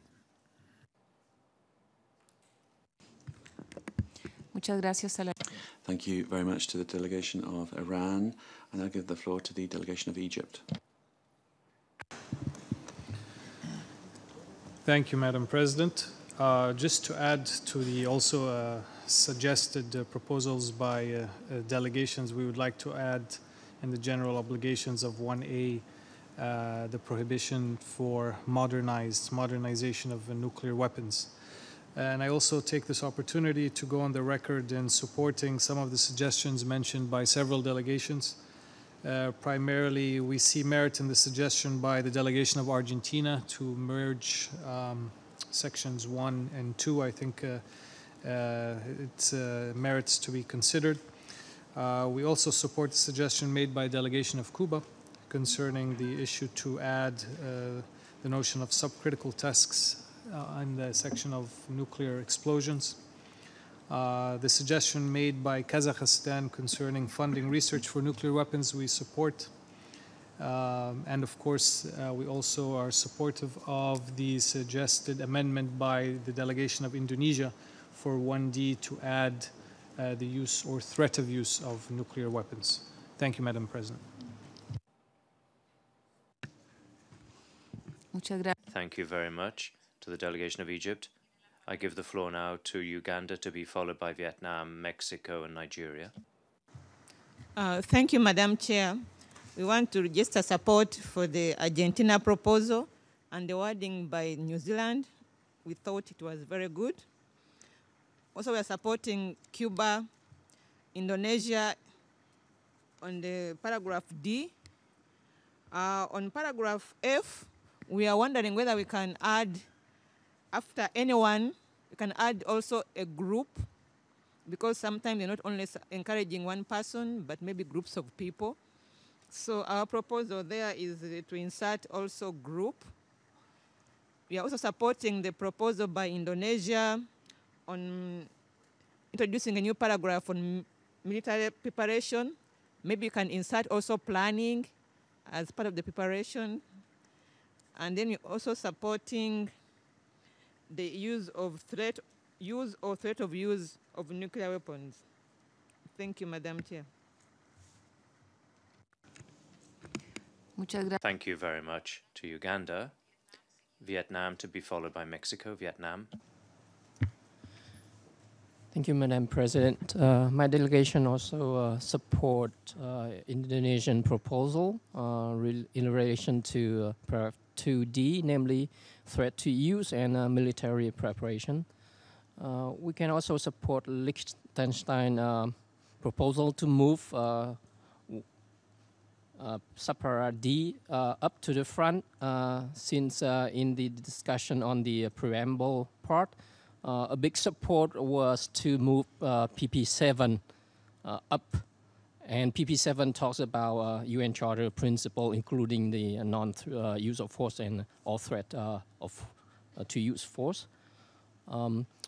We support Cuban proposal to have a broader approach to tests. And we also support Thailand proposal to the sharp hold of paragraph 2. Thank you. Muchas gracias. Thank you very much, Vietnam. The delegation of Mexico to be followed by Nigeria, Sweden, Switzerland, Mozambique, Venezuela, and Ecuador. Mexico. Gracias, señor. Thank you, Madam President. On the proposals on 1D, for my delegation, it would be sufficient to, it would be appropriate to include the reference to use only in the preamble. Thank you. Muchas gracias. Thank you. Mexico. Nigeria. Thank you, Madam President. Madam President, I have just two observations. The first one, we haven't seen how the proposal by New Zealand and Ireland will read, but they say the beauty of the pudding is in the eating. So when we see it, we will know how it will read, and then what we can do to support it. And regarding 1D, we would like to add to the language we have here, and then aside from, and with due regards to the proposal by Indonesia, we can also add, and we don't want to think that it's going to be too much, to say that use, cost to use, assist to use, and threat to use nuclear weapons. Let me go over it again. It will, rather than what we have, use of nuclear weapons, it will be use, comma, cost to use, assist to use, and threat to use nuclear weapons. And secondly, Madam President, we don't mind if by the time we get 2A, and that will be in line with what we have in Pelindaba, any stationing, then we are going to add after that transporting, installation, or deployment. So the only word we're adding to that line will be after stationing, which will be transporting. I thank you. Gracias. Thank you, Nigeria. The delegation of Sweden. Thank you, Madam. In our review, this is the most important article in the convention or treaty.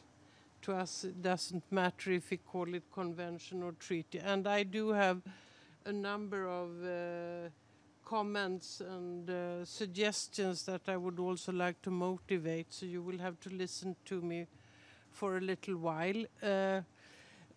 First, I would like to say that there has to be some kind of balance between obligations, implementation, and verification. Otherwise, I have the feeling that this convention or treaty will not be seen as credible. I would also be a little bit hesitant to merge 1 and 2, because 1 concerns what you do as a state party, while 2 deals with what you allow others to do on your territory. So we feel that there is a difference and that they should be separated. Now I would like to turn to 1A, and we would like to highlight a concern that we have there. And currently the verification of the obligations of state parties under Article 1.1 is limited to the safeguards under INFCIRC 153. And this is clearly not sufficient to verify that a state party is not developing covertly nuclear weapons. As the International Atomic Energy Agency itself states, and I quote, "To ascertain that there are no indications of undeclared nuclear material or activities in a state, the agency needs to have conducted a comprehensive state evaluation based on all safeguards and performed complementary access in accordance with the state's additional protocol. Thus, both comprehensive safeguards and the additional protocol is needed." As delegations might be aware, Sweden has, together with Chile and Uganda, submitted a working paper number 6, where we argue for the need to have the additional protocol as a mandatory standard for state parties. And we will submit that when we come to Article 3 of the Convention. If that is included in the Convention, namely the additional protocol, then we could have development in 1A. But if there is no strengthening of the possibility of verification, then the ban on development should be deleted from the article. That was my first comment. My second comment relates to paragraph 1E. And Sweden is one of the many state parties to the CTBT and believe that the current moratorium on nuclear testing, respected by all but one state, is of key importance. We strongly support the verification mechanism developed under that treaty, and we're happy to have a few stations of the monitoring system in our territory. But we are concerned that this convention in no way shall undermine existing conventions and mechanisms in the nuclear non-proliferation and disarmament field. For the current text for subparagraph E for Article 1.1, we believe that it is drafted in a way that it may be seen as an alternative option of being a party to the CTBT, in order to ensure the primary role of the CTBT when it comes to banning, preventing, and detecting nuclear testing. We would like to see the deletion of subparagraph E. Then we come to paragraph 1F. And here I would like to amend that paragraph to read as follows, and I will explain why afterwards. We would like to amend it so that it would read, "assist with critical components and technologies, encourage or induce intentionally anyone to engage in any activity prohibited by a state party under this convention." I know that this article is copied from other international disarmament instruments, and in the context of the Chemical Weapons Convention and the Biological Weapons Convention. But with regard to these two conventions, Sweden has long argued that the prohibition on assistance in any way by anyone to engage in any activity entails an obligation to control what individuals and organizations under your jurisdiction do. This means a need for criminal legislation and to establish national export control. In the context of a convention to prohibit nuclear weapons, the obvious target for such national export controls will be states possessing nuclear weapons. As Sweden interprets the ban on assistance, the export controls would need to be fairly comprehensive and include items and technologies such as tubes, frequency chargers, valves, heat exchangers, compressors, and many more.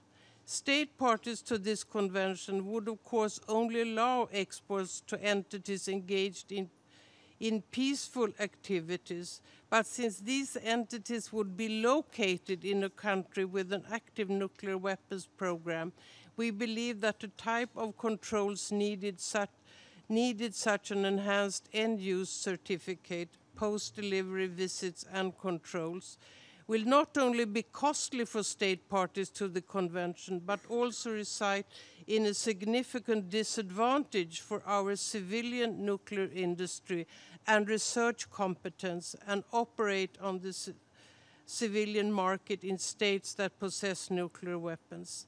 As you may know, some of these civilian nuclear export markets are the biggest and most important in the world.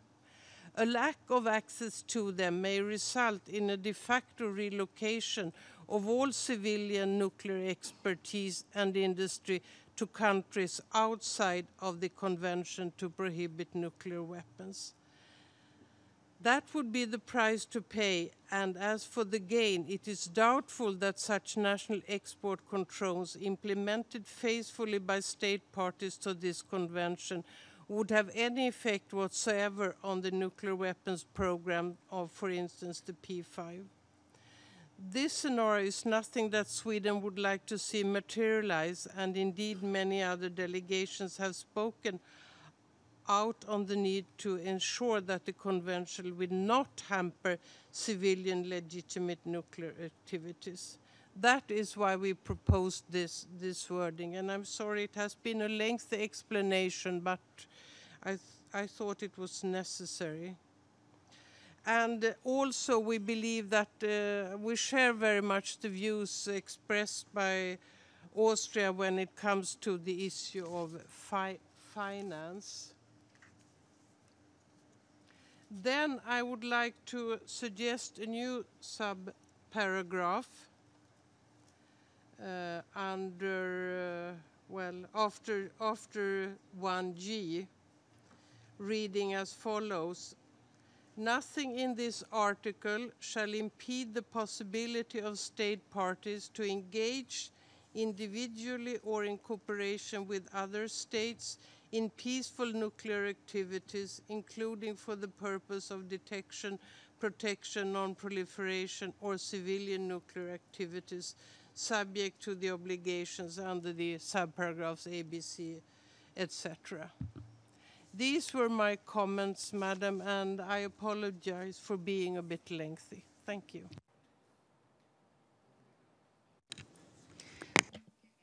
I'd like to thank the delegation of Sweden. And now I give the floor to your neighbor, the delegation of Switzerland. Thank you very much, Madam President. My dear neighbor, the distinguished delegate of Sweden, just asked us for our indulgence.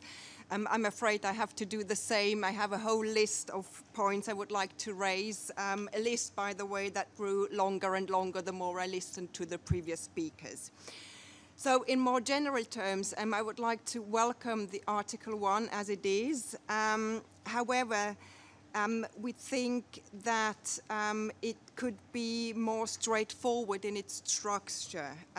For instance, we are not totally convinced of the need for detailed provisions for transfer as included in 1.1b and 1.1c. This is particularly valid because we think that the two sub-paragraphs on transfer have considerable overlaps, and we do have some concerns in having overlaps. Secondly, both transferring and receiving a transfer would, in our view, necessarily violate prohibited activities under paragraph 1.1a. that is otherwise acquire, possess, or stockpile. So we don't really see an added value in specifically addressed transfer. And similar reflection are valid for the prohibition to seek or receive assistance to engage in prohibited activities. Another example where we see a need for streamlining, or let's say addressing this article more straightforward, are the subparagraphs 1.2a and 1.2b. Both are without any doubt very important provisions, but we think we could, well, they could be dealt with under 1.1, and so we would support the suggestion to merge these two paragraphs, 1.1 and 1.2. I think another aspect that could be improved is to ensure that prohibitions are not leaving out key elements that are prohibited in other treaties. An example would be in 1.1a, we take note that retain is not prohibited. We are wondering why, or what considerations, what the considerations were to not include retain, as it is included in other treaties. Maybe along the same line, with regard to the prohibition of use, we note that other nuclear explosive devices are missing. I won't repeat myself with regard to CTBT, but since we have the CTBT language in this paragraph, I think we should have a clear reference to the CTBT. And here I join the Netherlands, who made the same remark, the same comment. And I thank here, by the way, ODA for its explanation. But I think it's important, again, to clearly refer to the CTBT and add something like in accordance with the CTBT. This is just out of the concern that we don't want to create a new norm different from the CTBT and a new norm without verification.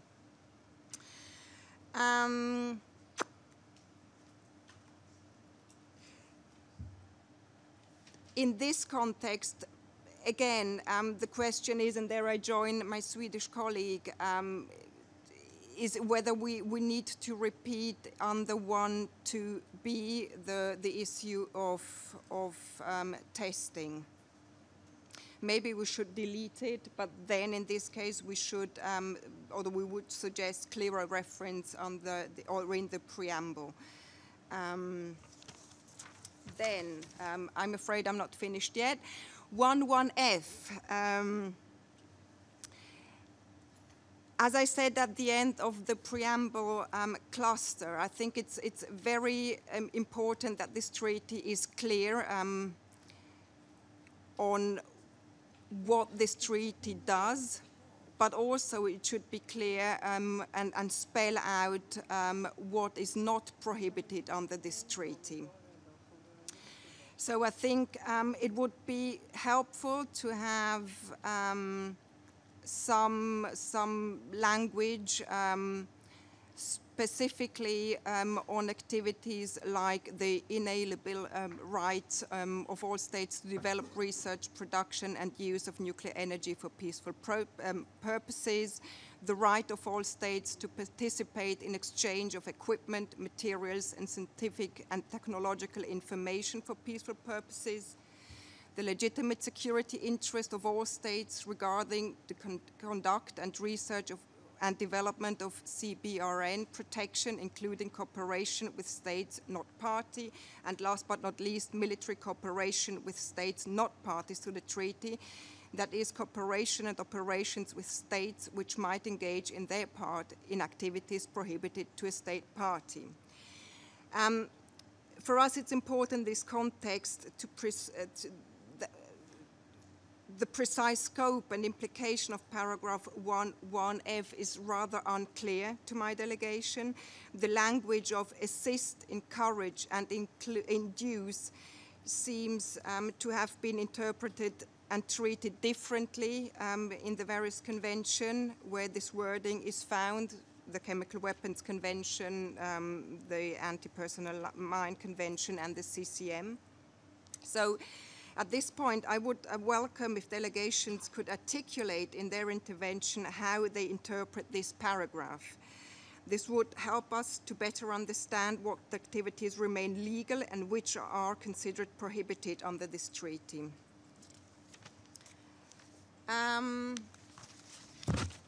My next point is on financing. There I would like to support very much the Austrian statement as well as the inputs by my Swedish colleague. Here the thing is, or the challenge is indeed that financing is an extremely complex issue. We do not have a principled objection against such a provision. But as Switzerland already has provisions on this issue in its own legislation, we can speak from experience, and I can indeed confirm the devil is in the detail. I think it's really important to be very clear, and we would be very well advised to have absolute clarity, as states can only contract obligations that they fully understand, otherwise compliance issues could be rapidly arise. For instance, we would need to understand what is meant by the prohibition of financing and what financing means. For instance, do we mean newly issued bonds, or also existing bonds, newly issued shares of a company, or also shares already traded on the market, etc., etc. I think the distinguished delegate from Austria made this point, and I could go on and on. The questions are indeed complex, but I think I made my point here, and again, I would support the Austrian input with this regard. I think I've gone through my list. If not, last but not least, the question of the threat of use. Here again, I would like to join the distinguished delegate from Austria. We shouldn't repeat things over and over again. I think we can implicitly mean certain prohibitions. And when it comes to the threat of use, I have some difficulties to imagine how credible threats could be possible without violating the prohibitions now already contained in Article 1A. So if I don't possess, acquire, manufacture, produce, etc., etc., any nuclear weapons, I probably will not be able to threat with them. This is all. Thank you very much.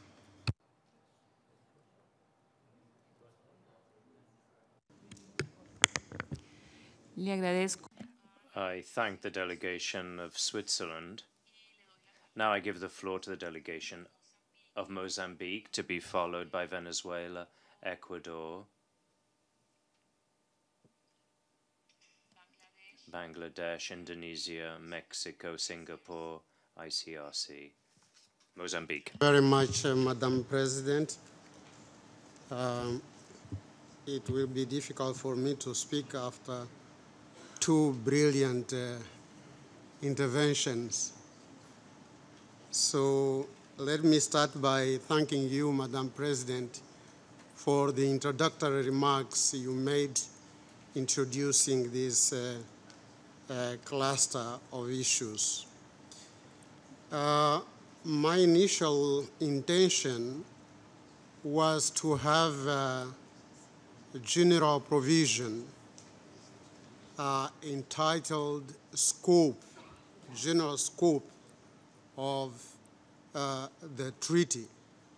And that scope would state the general obligation to prohibit nuclear weapons, and here we could bring leading towards their total elimination.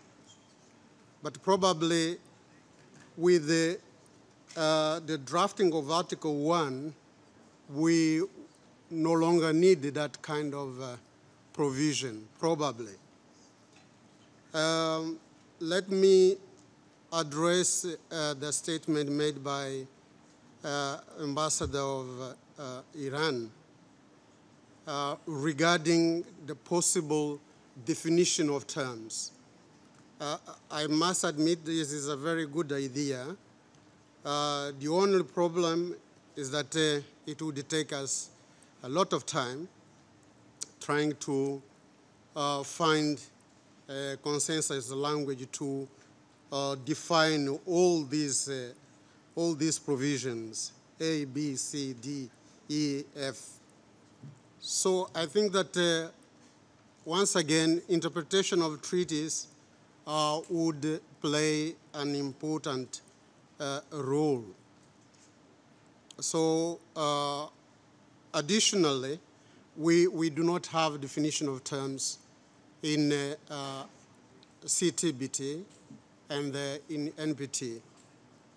And this treaty, I think, should go more or less along the lines of these two important treaties.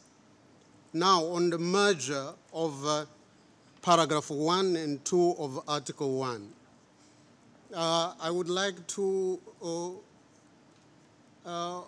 agree with the distinguished representative of Sweden on this. But my personal opinion right from the beginning was, okay, let us read very carefully the provisions, but keep them for the time being apart. Let us not rush in merging. Let us first see and streamline the text, and at the end, probably we could bring them together. So, but I am not opposed as a matter of principle. Madam President, let me support a few positions. There are so many good proposals around the table, but let me support one, the obligation to destroy, stated by Costa Rica. And this is a very important provision. And two, the prohibition to engage in military preparations. In this case of nuclear weapons, I think it was proposed by Indonesia, and we would support that. Indonesia told us that it's drawing this idea from 11C of Chemical Weapons Convention. And on the threat, on the use or threat of use, I was reluctant to accept this idea, but reading carefully the Charter, Article 1, Article 39, I think that to some extent, prohibiting the threat of use is an extension or it derives from the prohibition of use or threat of use of force, as well as threat to peace. So I think that my delegation would accept that idea of prohibiting threat of use. Let me finally support Austria on the question of finance. And once again here, it is very difficult to spell out everything in a convention. Some of those things have to be derived by interpretation of the treaty, according to the Vienna Convention on the Law of Treaties. But it would be very difficult to make it effective if we prohibited just in general terms financing. But of course, I don't have a very strong position on that. I could be convinced to the contrary if it so appears. So these are my comments Madam President, and once again to say that we have so many good proposals on the table, and I think that you will be able to assemble them and present us a very good text in a few days. Thank you very much. Le agradezco a la delegación. I thank the delegation of Mozambique. I now give the floor to the delegation of Venezuela, followed by Ecuador and Bangladesh.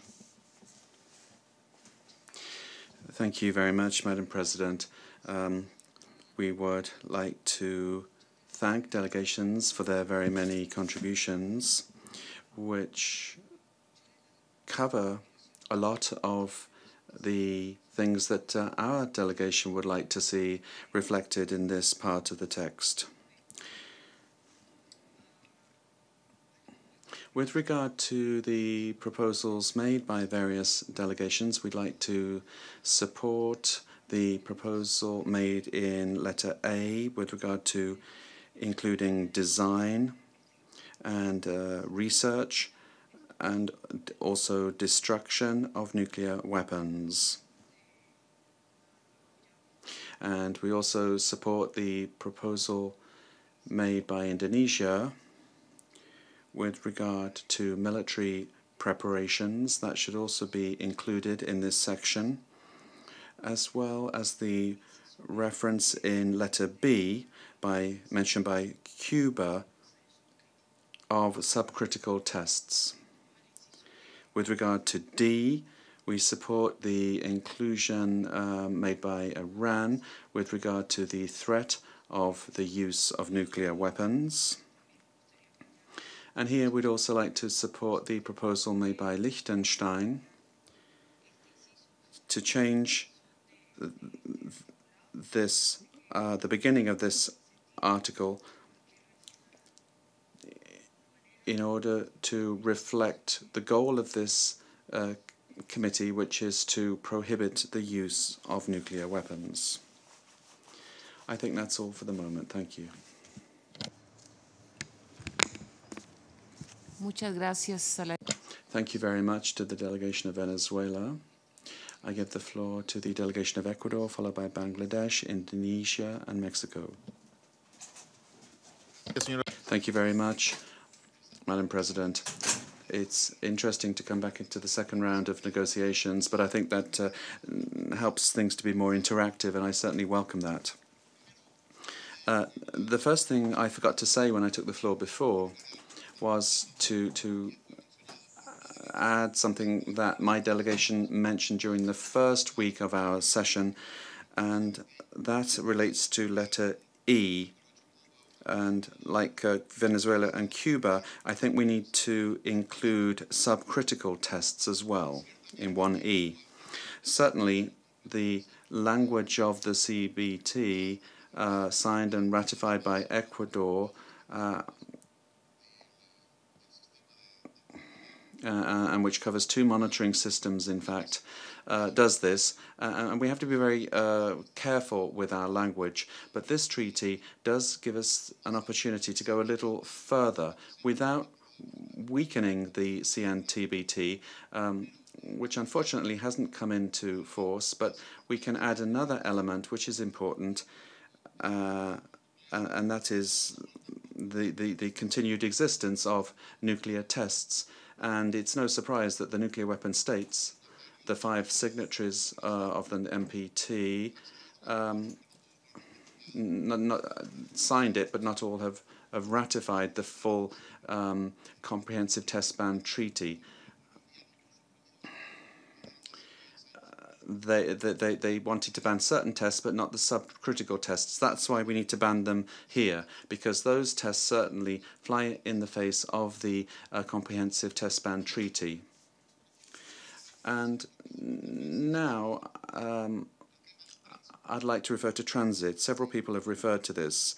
I didn't refer to it in my first intervention because I think the best place to put it would be in the second part of the text, but since it's been mentioned, I'll refer to it.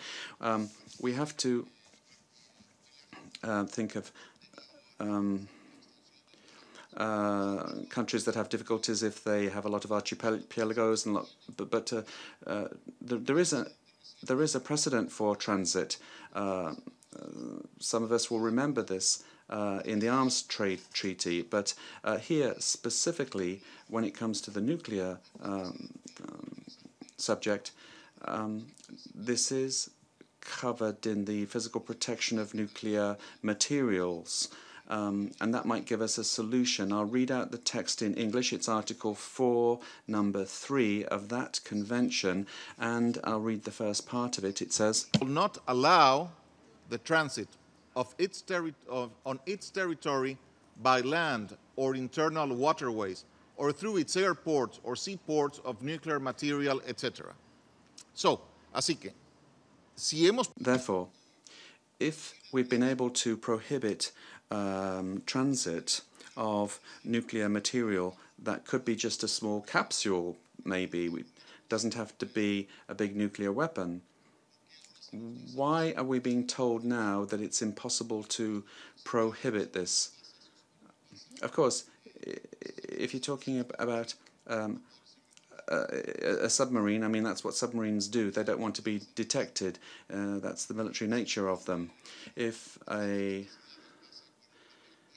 plane flies over at 40,000 feet, how will we know about that? But I think this is why we need to keep adjusting the text with regard to transfer. But if a state is a state party to the Test Ban Treaty and would allow transit through their airports or ports of a ship or an aircraft that had a nuclear weapon, that would be wrong, and that would have to be prohibited.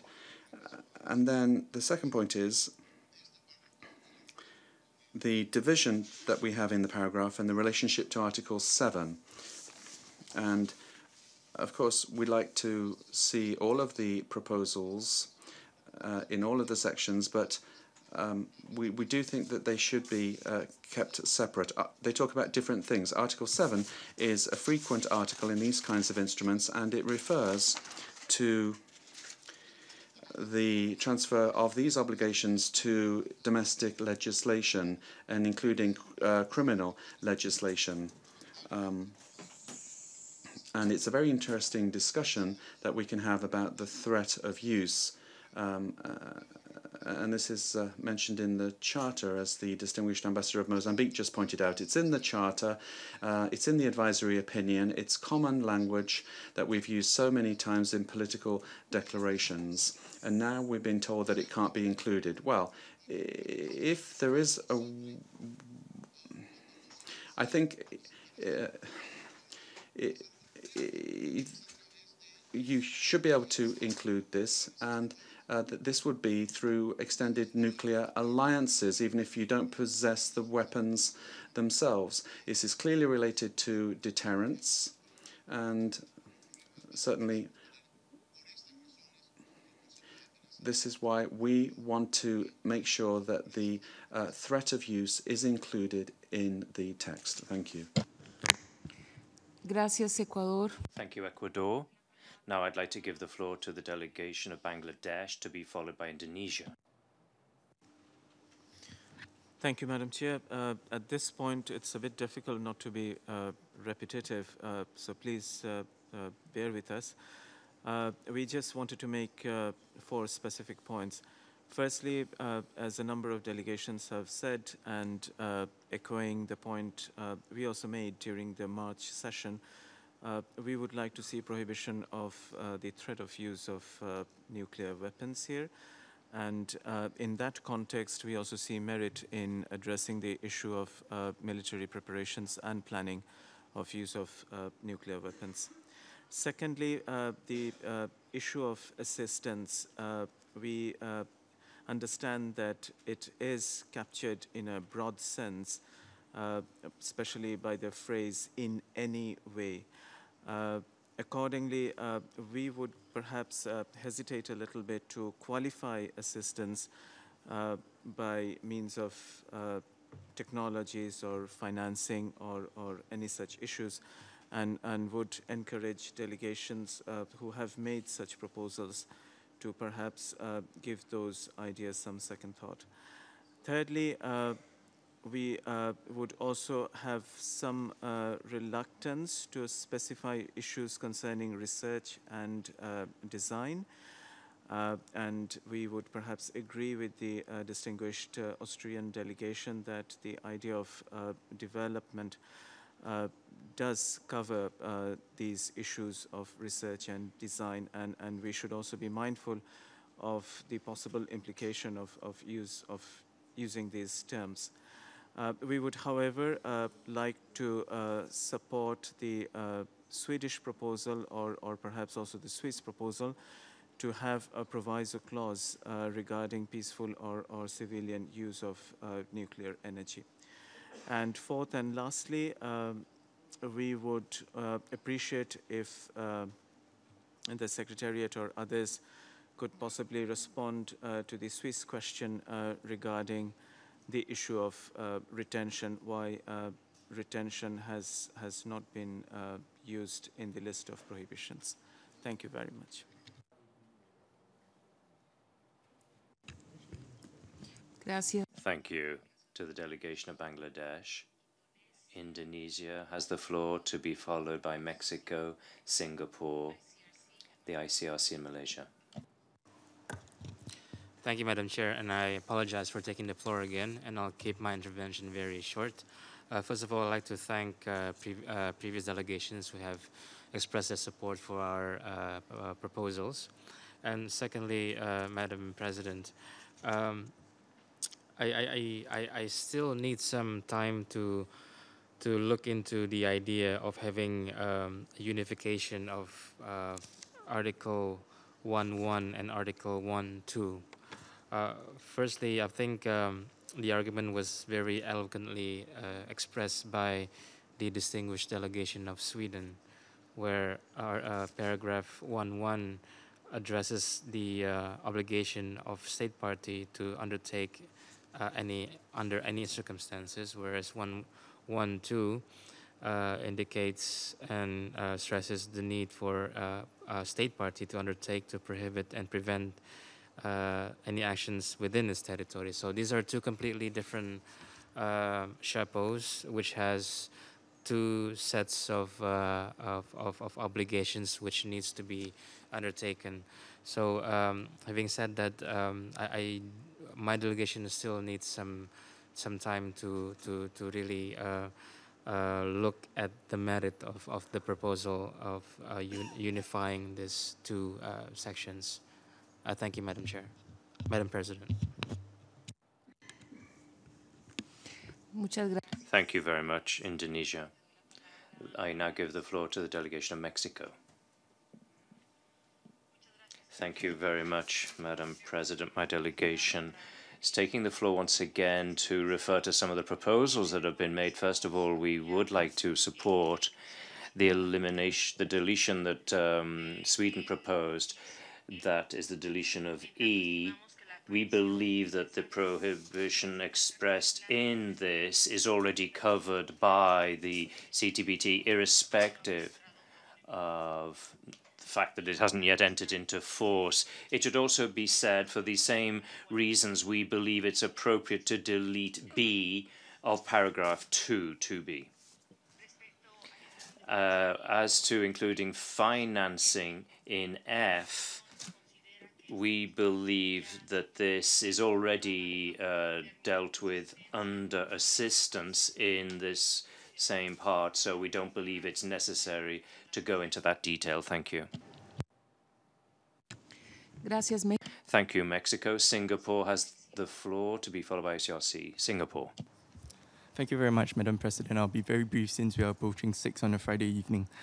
Firstly, we support the general approach that has been taken in formulating this cluster. We also want to express our appreciation to colleagues who have tabled various good proposals, which we will take back to consider. The proposals and the exchange of views has been very stimulating, and we certainly would look at the proposals in greater detail. As a general point, we share the view that has been expressed that we should be careful to strike a careful balance between an aspirational document and also one that is verifiable.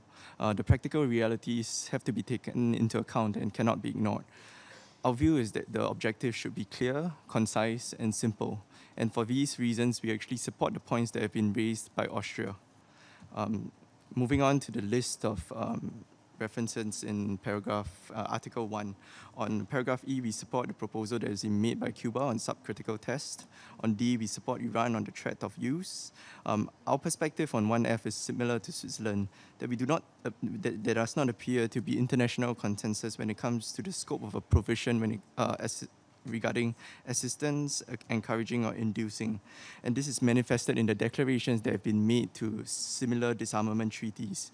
We are open to various proposals that have been made to take our work on this forward, including by Sweden, Iran, and we look forward to working constructively with other delegations. Thank you.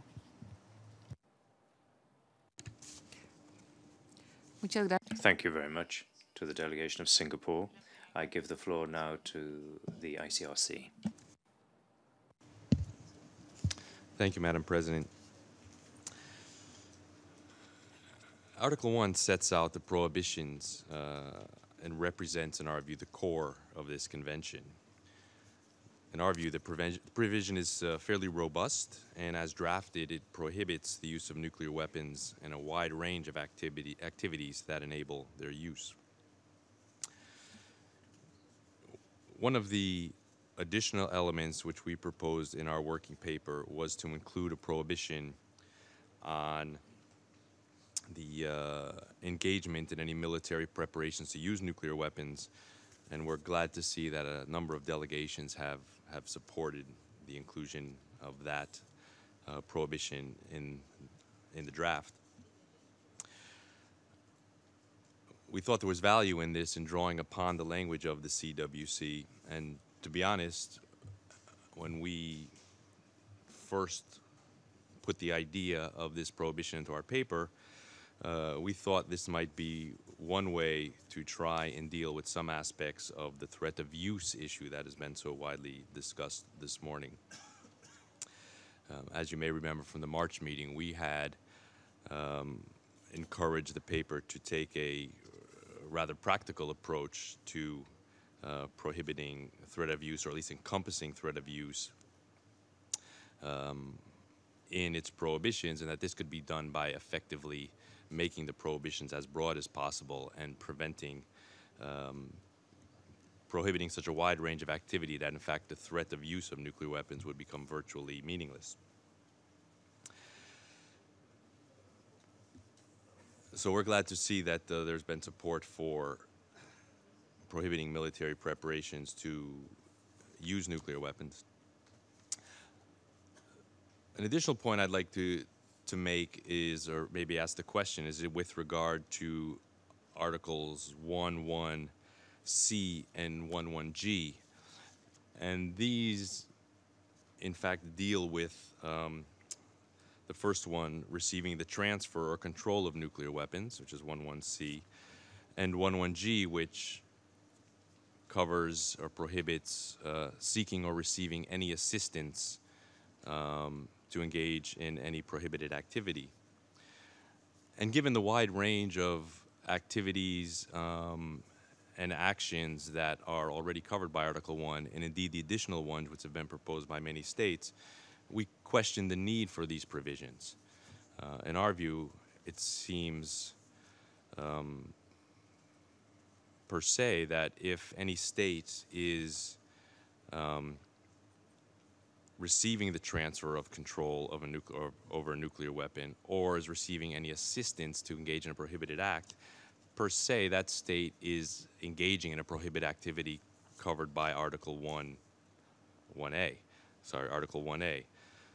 So we were just questioning whether or not these provisions about receiving or seeking to receive the transfer or assistance were actually needed in the convention, given the wide range of prohibitions that are included already, and indeed the additional activities that have been proposed by a number of states. Thank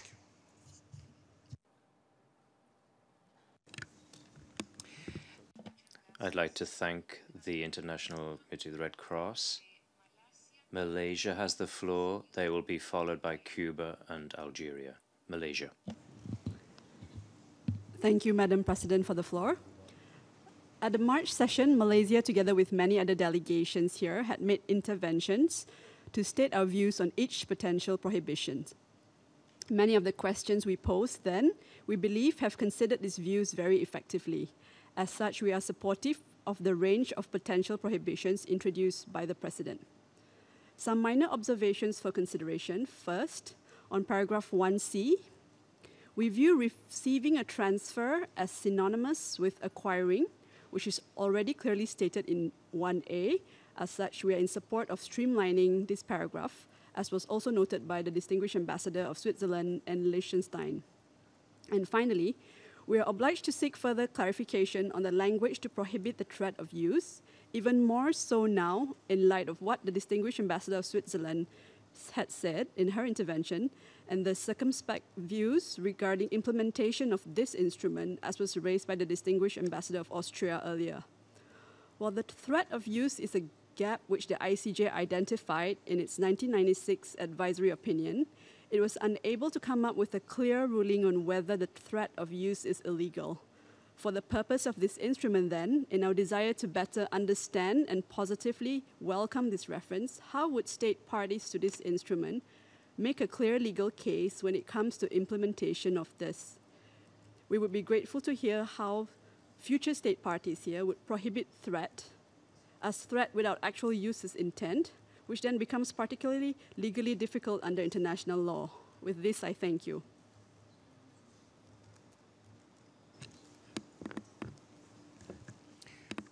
Thank you to Malaysia.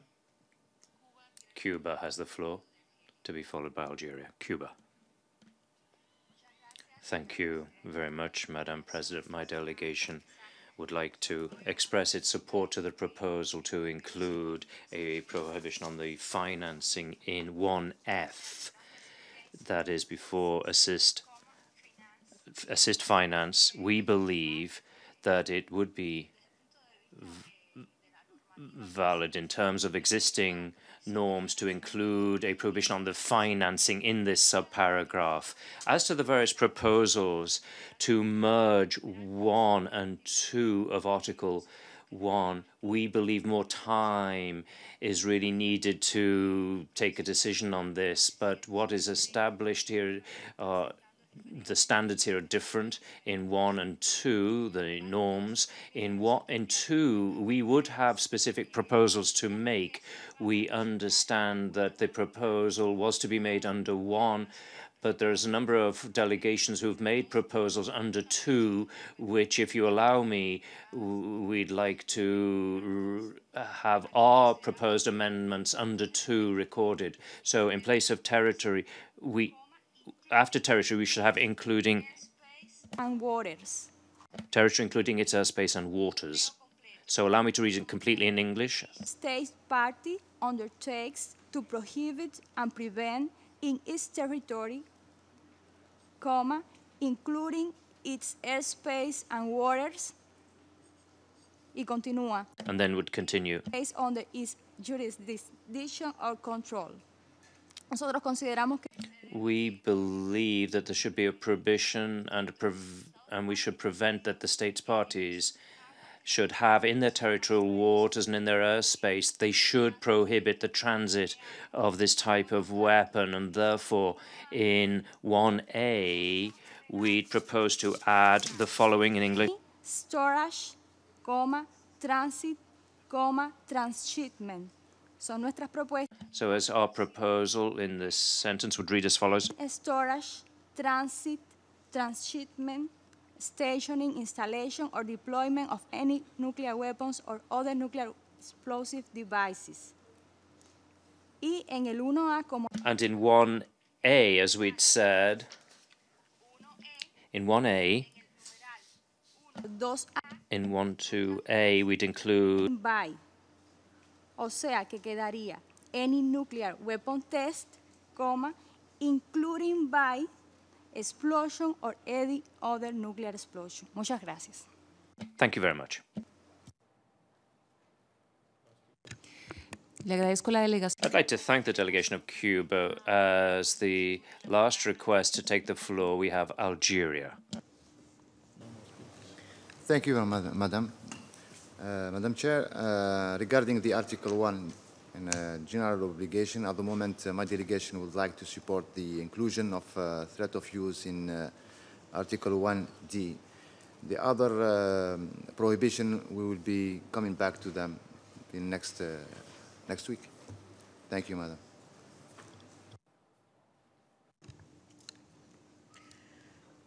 Muchas gracias. Thank you very much, Algeria. So we just have 1 minute to go before 6 p.m. So we do need, therefore, to adjourn.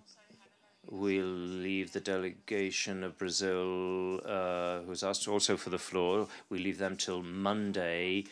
But first and foremost, allow me to refer to something which is relevant. It's the request by many delegations to have the opportunity to look at what is being proposed, what has been proposed over these 2 days of work.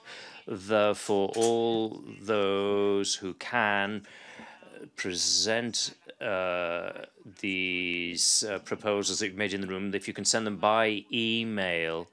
So on Monday, they'll be on the website. And we will also distribute a compilation of all the documents to the email addresses of the delegations of the first committee.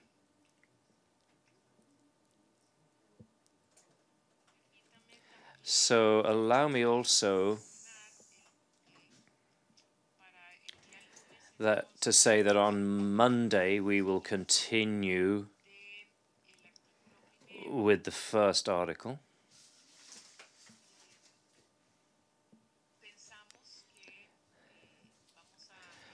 I think we'll begin study of the next cluster, 2 to 5, on Monday.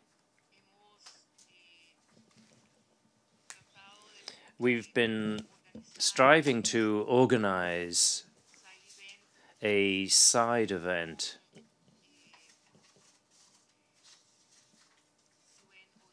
with UNODA.